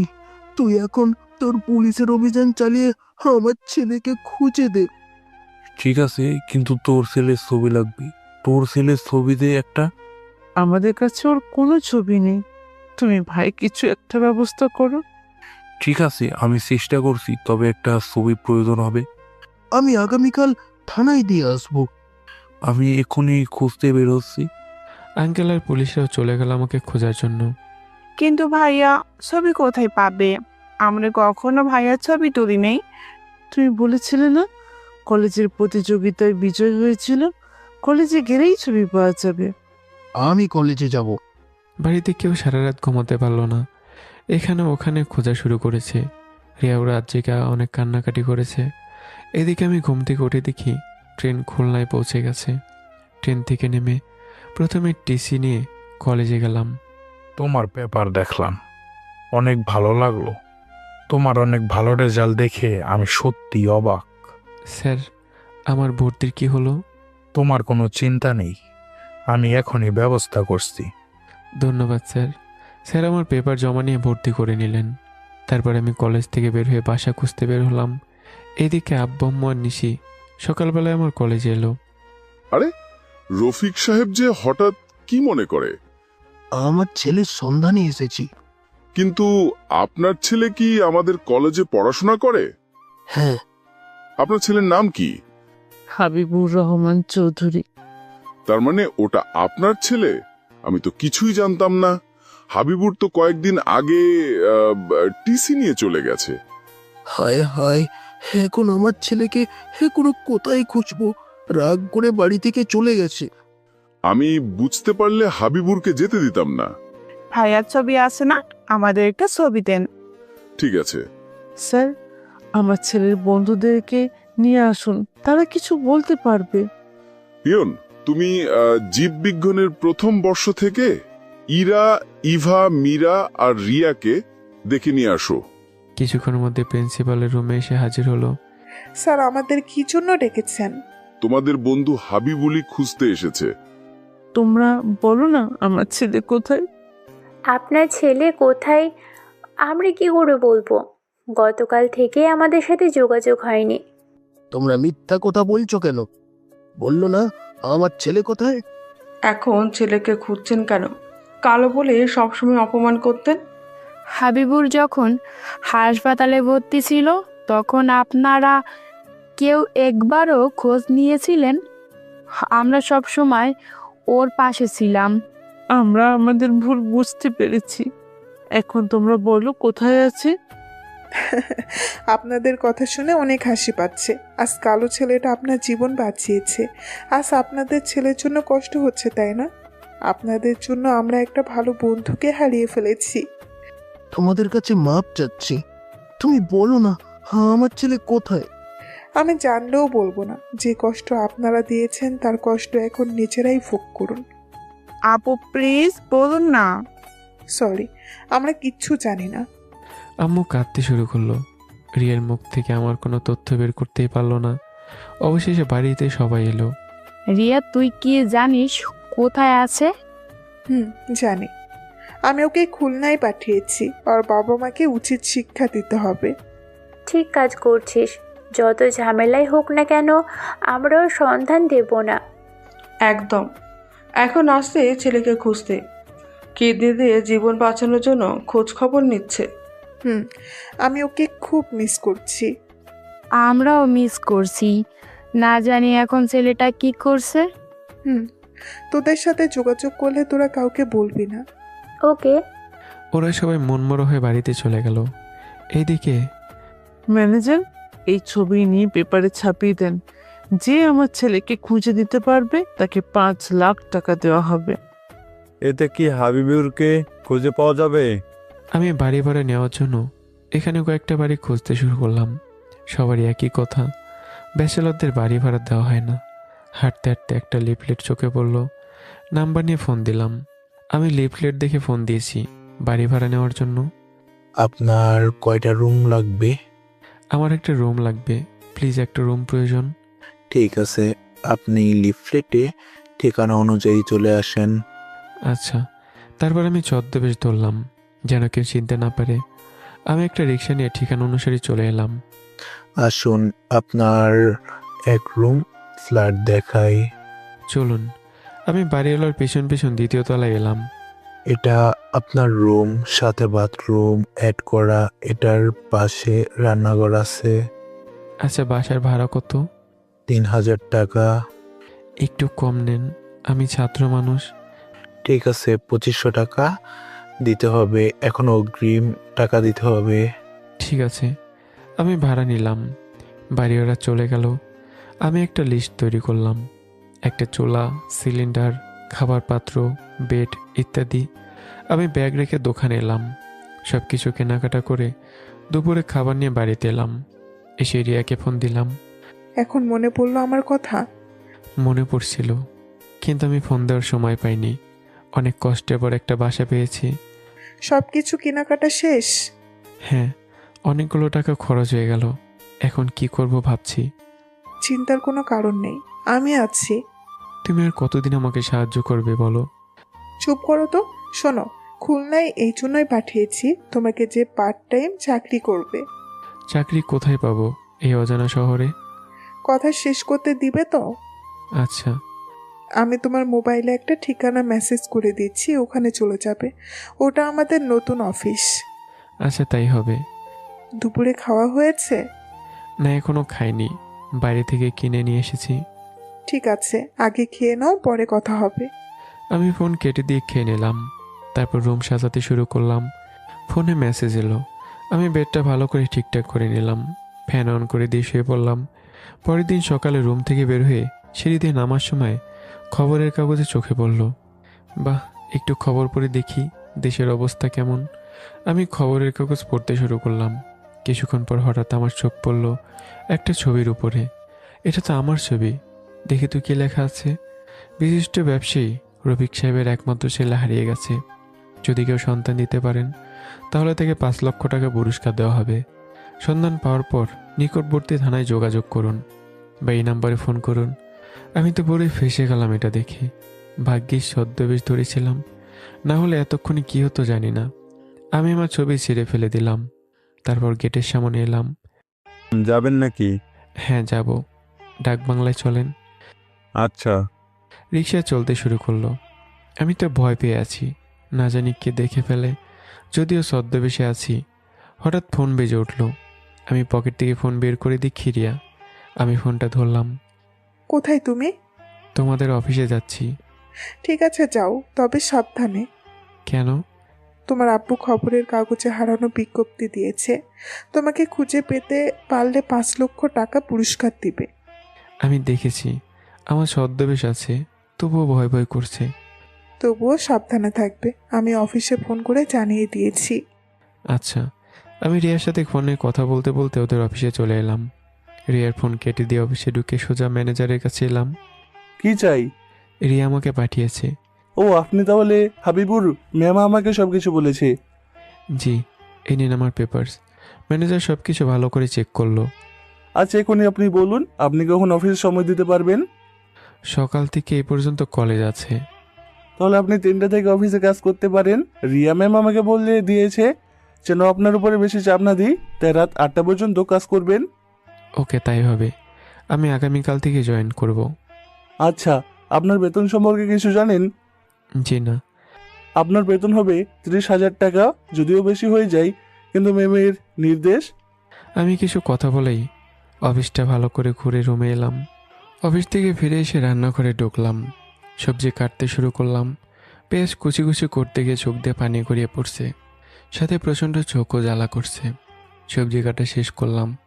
এখন পড়লাম মহাবিপদে। আমি তো রান্না করতে পারি না। এখন কি হবে? রিয়ার কাছে ফোন দিলাম। বলো। রান্না করতে হয় কেমন করে? তার আগে বলো, তোমার গলার আওয়াজ এমন লাগছে কেন? মানে পেঁয়াজ কুচি কুচি করে কাটতে গিয়ে চোখ জ্বালা করছে, তাই এমন লাগছে। আচ্ছা শোনো, প্রথমে ভালো করে চাউল ধুয়ে নিয়ে পরিমাণ মতো পানি দিবে হাঁড়িতে, তারপর হাঁড়ির চুলায় বসিয়ে দিবে। আচ্ছা, ভাতের বিষয় গেল, এখন সবজি রান্না করবো কি করে? সবজিও ভালো করে ধুয়ে নিবে, তারপর কড়াইতে তেল গরম করে পেঁয়াজ কুচি, ঝাল, জিরা, মশলা দিয়ে ভালো করে মাখিয়ে নিয়ে তারপর সবজি দিবে। রিয়া আরও কিছু বলল, তারপর আমি ফোন কেটে দিলাম। আমি রিয়ার কথা মতো রান্না করতে শুরু করলাম। ফোনে মেসেজ এলো, চেক করে দেখি রিয়া রান্নার রেসিপিগুলো মেসেজ করে দিয়েছে। যাক, ভালোই হয়েছে। আমি রান্না শেষ করে বাথরুমে এসে ফ্রেশ হয়ে নিলাম। এমন সময় কেউ দরজায় নক করলো। আমি দরজা খুলে দিকে একটা ভদ্র মহিলা। তুমি আমাকে চিনতে পারবে না, আমি বাড়িওয়ালার স্ত্রী। আন্টি কিছু বলবেন? তোমার আঙ্কেল তোমার জন্য খাবার পাঠিয়ে দিয়েছে। আমি তো রান্না করছি, কি দরকার ছিল? সমস্যা নেই, তুমি এটা খেয়ে নিও, রাতে না হয় তোমার খাবার খেয়ে নিও। আচ্ছা আন্টি। আন্টি খাবার দিয়ে চলে গেল। আমি দরজা বন্ধ করে সে মেঝেতে বসে খাবারের বাটি খুলে দেখি ভাত, শাক আর মাংস। আমি খাবার বেড়ে খেতে শুরু করলাম। ওইদিকে চাচা চাচি চলেন কিছু খেয়ে নেবেন, 2 দিন ধরে কিছুই খান নাই। আমার খেতে ইচ্ছে করছে না, আপনি বরং নিশি আর চাচিকে খেতে দেন। আমার ক্ষুধা নেই, না জানি ছেলেটা কোথায় আছে, কি খাচ্ছে। পুলিশ তো খুঁজছে, তাছাড়া পেপারে দেওয়া হয়েছে, ঠিক পাওয়া যাবে। জানি না পুলিশ এখন কি করছে, আজও কি খুঁজে পাওয়া যাবে কিনা। বাবা খাবার টেবিলে এসে নিশিকে খাবার বেড়ে দিল। নিশি অর্ধেক খেয়ে উঠে বলল, আমার আর ক্ষুধা নেই। আমি ভাইয়ের সাথে অনেক অন্যায় করেছি, কালো বলে কখনো ভাইয়াকে ভাই বলে স্বীকারই করিনি। কি হবে এখন এইসব কথা মনে করে? নিশিও রুমে চলে গেল। পুলিশ আমাকে খোঁজার চেষ্টা চালিয়ে যাচ্ছে, এখানে ওখানে খুঁজতে শুরু করেছে। আবু ম্যানেজারের কাছে ফোন দিল। স্যার, আপনার ছেলের ছবি সব খবরের কাগজে বিজ্ঞাপন দেওয়া হয়েছে। আমি দেখছি, এবার হয়তো খোঁজ পাওয়া যাবে। তাই যেন হয়। তুমি কিছু খেয়ে নাও, না হলে অসুস্থ হয়ে পড়বে। তোমার অপারেশন করা। ছেলেটারও অপারেশন করা, ওষুধ খেয়েছে কিনা, ওষুধ কেনার টাকা পয়সা আছে কিনা। আমরা ওকে টাকাই দিতাম না, যা দিতাম তা সামান্য টাকা। আমরা তো এখন সেই চিন্তাই করছি, ওষুধ খেয়েছে কি জানি। আব্বু কিছু খেয়ে ওষুধ খেয়ে শুয়ে পড়ল। এদিকে আমি খাওয়া দাওয়া সেরে ওষুধ খেয়ে আমি শুয়ে পড়লাম। বিকেলে ঘুম থেকে উঠে ফ্রেশ হয়ে ছাদে এলাম। বাহ, অনেক সুন্দর লাগছে শহরটা। আবার কোথাও কোথাও সবুজ গাছ দেখা যাচ্ছে। আমি চারদিকে উপভোগ করছি। হঠাৎ চোখ গেল এক কোণে দোলনা রয়েছে। আমি কিছু না ভেবেই বসলাম। বাড়ির কথা চিন্তা করছি। হঠাৎ একটা মেয়ে এসে সামনে দাঁড়ালো। কি ব্যাপার, আপনি ছাদে কি করছেন জানেন না ছাদে আসা নিষেধ? আমি তো কিছুই জানতাম না। আপনাকে এর আগে এই বাড়িতে দেখিনি, আপনি কার ফ্ল্যাটে আসছেন? জি, আমি দোতলায় গতকাল রুম ভাড়া নিয়েছি। এই জন্য আপনি কিছুই জানেন না, তাই আপনাকে ভালো করে বলে দিচ্ছি ছাদে আসবেন না। আমি মনে করলাম কোনো ভাড়াটিয়া হবে হয়তো। দেখুন, আপনিও ভাড়া দিয়ে থাকেন, আমিও ভাড়া দিয়ে থাকি। আপনি ছাদে আসতে পারলে আমি কেন আসতে পারবো না? খুবই শিয়ানা দেখি। জি না, আমি এই বাড়িতে ভাড়া থাকি না। তাহলে কি করেন ছাদে? দেখুন, ফাজলামি বন্ধ করুন। আমি বাড়িওয়ালার মেয়ে, আব্বু রুম ভাড়া দিয়েছে, ছাদ ভাড়া দেননি। ও আচ্ছা, আমি ওটা চলে আসবো তখনই। শুধু ছাদে আসতে পারবেন কাপড় শুকানোর জন্য। আপনি কি সিগারেট খান? কেন বলুন তো? সিগারেট খাওয়া ছেলেদের আমার একদম পছন্দ না। যদি সিগারেট খেতে দেখেছি তাহলে আপনাকে এই বাড়ি থেকে বের করে দিব। আমি সিগারেট খাই না। আপনি সিগারেট খান? এই কথা বলে আমি তাড়াতাড়ি সিঁড়িতে নেমে এলাম। কত বড় বদমাইশ, আমাকে বলে আপনি সিগারেট খান? আমি তোকে দেখে নেব। না বাবা, এইসব মেয়ের থেকে দূরে থাকাই ভালো। না জানি কখন কি হয়ে যায়। সন্ধ্যার পর আমি বাড়িওয়ালাদের বাড়ির কলিং বেল বাজালাম। কিছুক্ষণ পর সে মেয়েটি দরজা খুলল। কি চাই? বাড়িতে কি আন্টি আছে? আছে। তখনই আঙ্কেল বলল ভিতরে আসতে। নিধি? এই মেয়েটার নাম তাহলে নিধি? নামটা অনেক সুন্দর, কিন্তু আচরণ নাউজুবিল্লাহ। যান, আব্বু আপনাকে ভেতরে ডাকছে। আমি ভেতরে ঢুকলাম। কিছু বলবে বাবা? আসলে আমি আপনাদের টিফিন ক্যারিয়ার দিতে এসেছিলাম। ও আচ্ছা, ওখানে রাখো। আমি রেখে দিলাম। তারপর আঙ্কেল আমাকে বসতে বলল। তুমি পড়াশোনার পাশাপাশি কি করছো? আমি পড়াশোনার পাশাপাশি একটা পার্ট টাইম জব করব, আগামীকাল থেকে জয়েন। যাক বাবা, ভালো করেছো। ছাত্র জীবনে অনেক টাকার প্রয়োজন হয়, বাড়ির থেকে পড়ালেখার খরচা বহন করতে শেষ হয়ে থাকে। জি আঙ্কেল। কই শুনছ, চা নাস্তা নিয়ে আসো। এসবের কি দরকার ছিল? খালি মুখে ফিরিয়ে দিতে নেই কাউকে। তোমার কোনো দরকার হলে আমাকে বলবে। আচ্ছা। আন্টি চা নিয়ে এলো। আমি চা নাস্তা শেষ করে কিছুক্ষণ গল্প করে রুমে এলাম। রাতের খাবার খেয়ে শুয়ে পড়লাম। পরদিন সকালে ঘুম থেকে উঠে রান্না শেষ করে খাওয়া দাওয়া সেরেই রেডি হয়ে বের হলাম। এখন রাস্তায় রিক্সার জন্য দাঁড়িয়ে আছি, কিন্তু রিক্সায় পাওয়া যাচ্ছে না। অবশেষে একটা রিক্সা পেলাম, তাকে ডাক দিলাম। কোথাও যাবেন? সিটি কলেজ যাব। আমি যখন উঠতে যাব তখনই নিধি রিক্সায় উঠে বসলো। মামা চলেন। এটা কি হলো? আমি রিক্সা দাঁড় করালাম আর আপনি রিক্সায় উঠে বসেছেন। তাতে কি হয়েছে? আপনি অন্য রিক্সা দেখেন।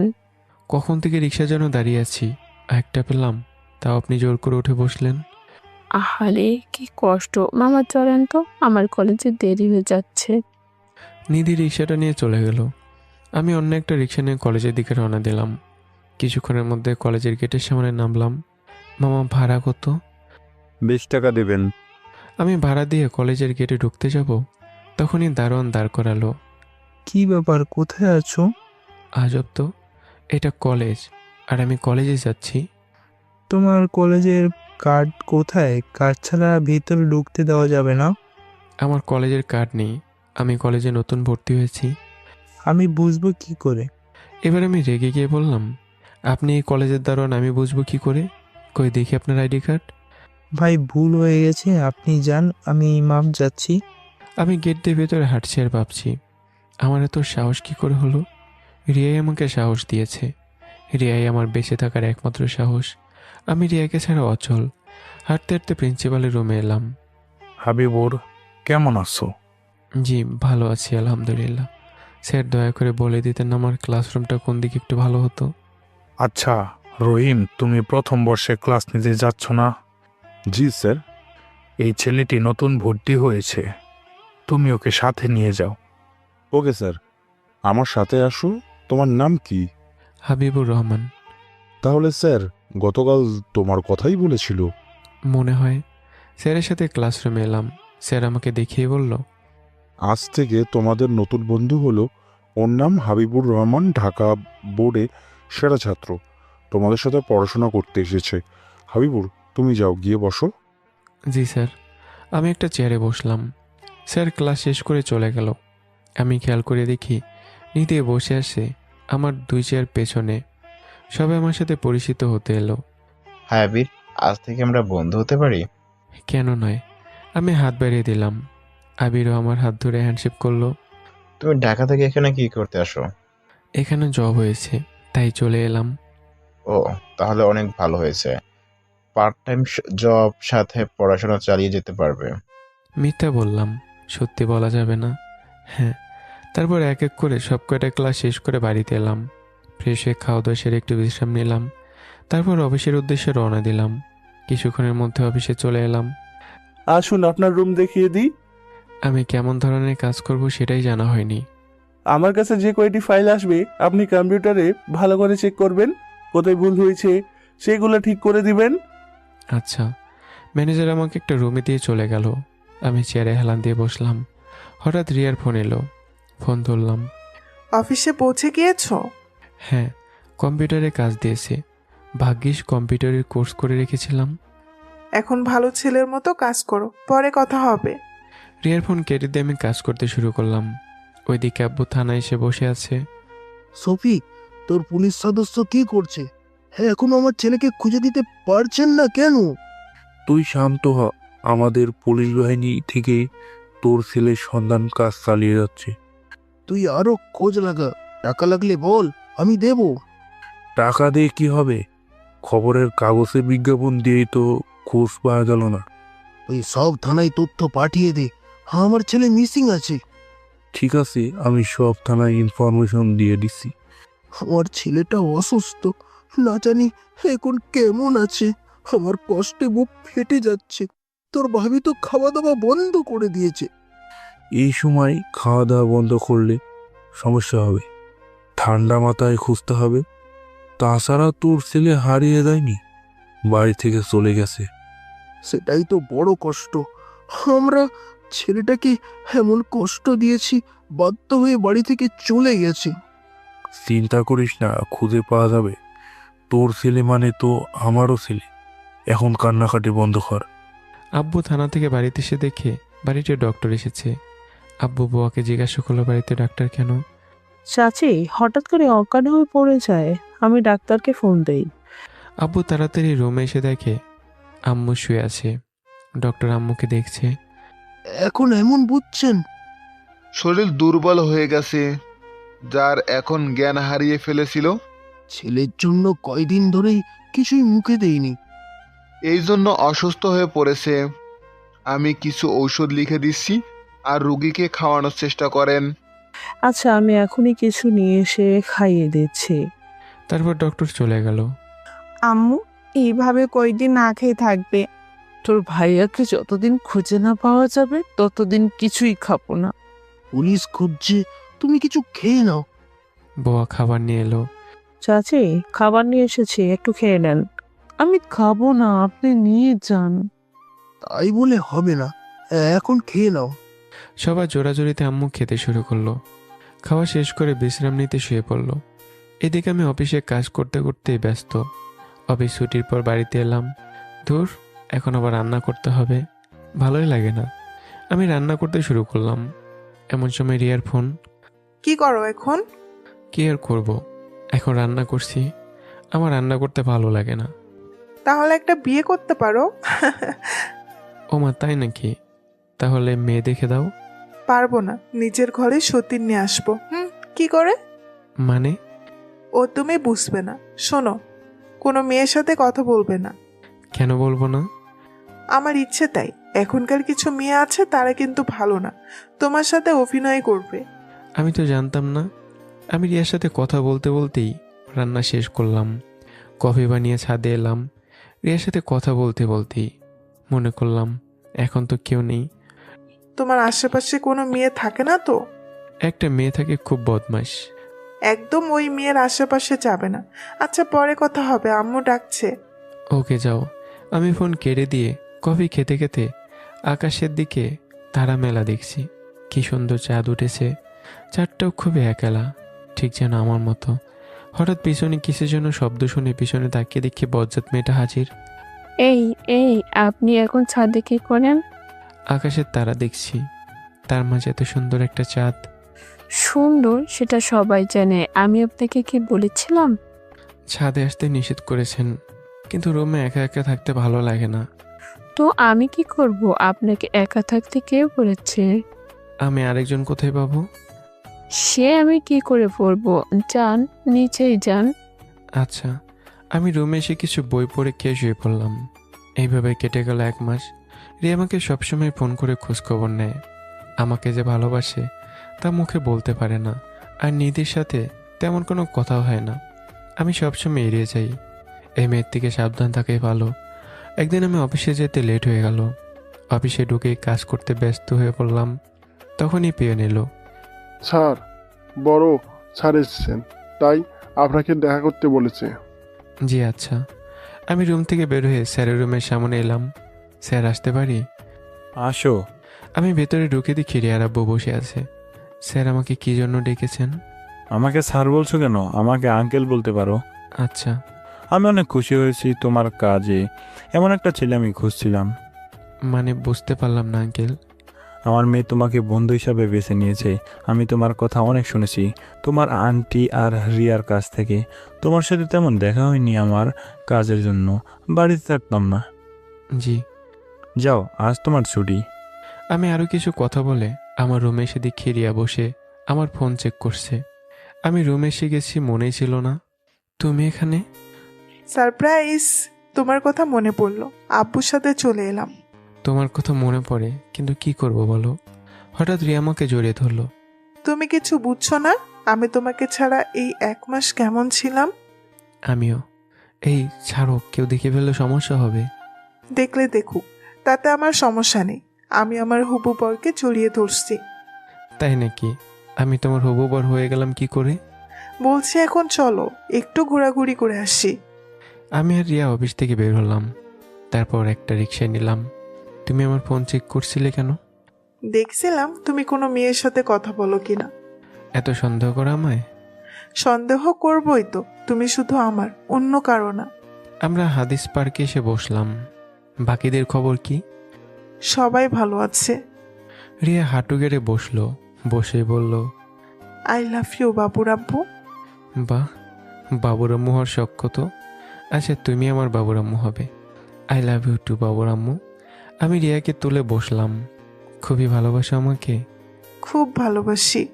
একটা কথা বুঝতে পারলাম না, তোমার আব্বু আমায় ছুটি দিল কেন?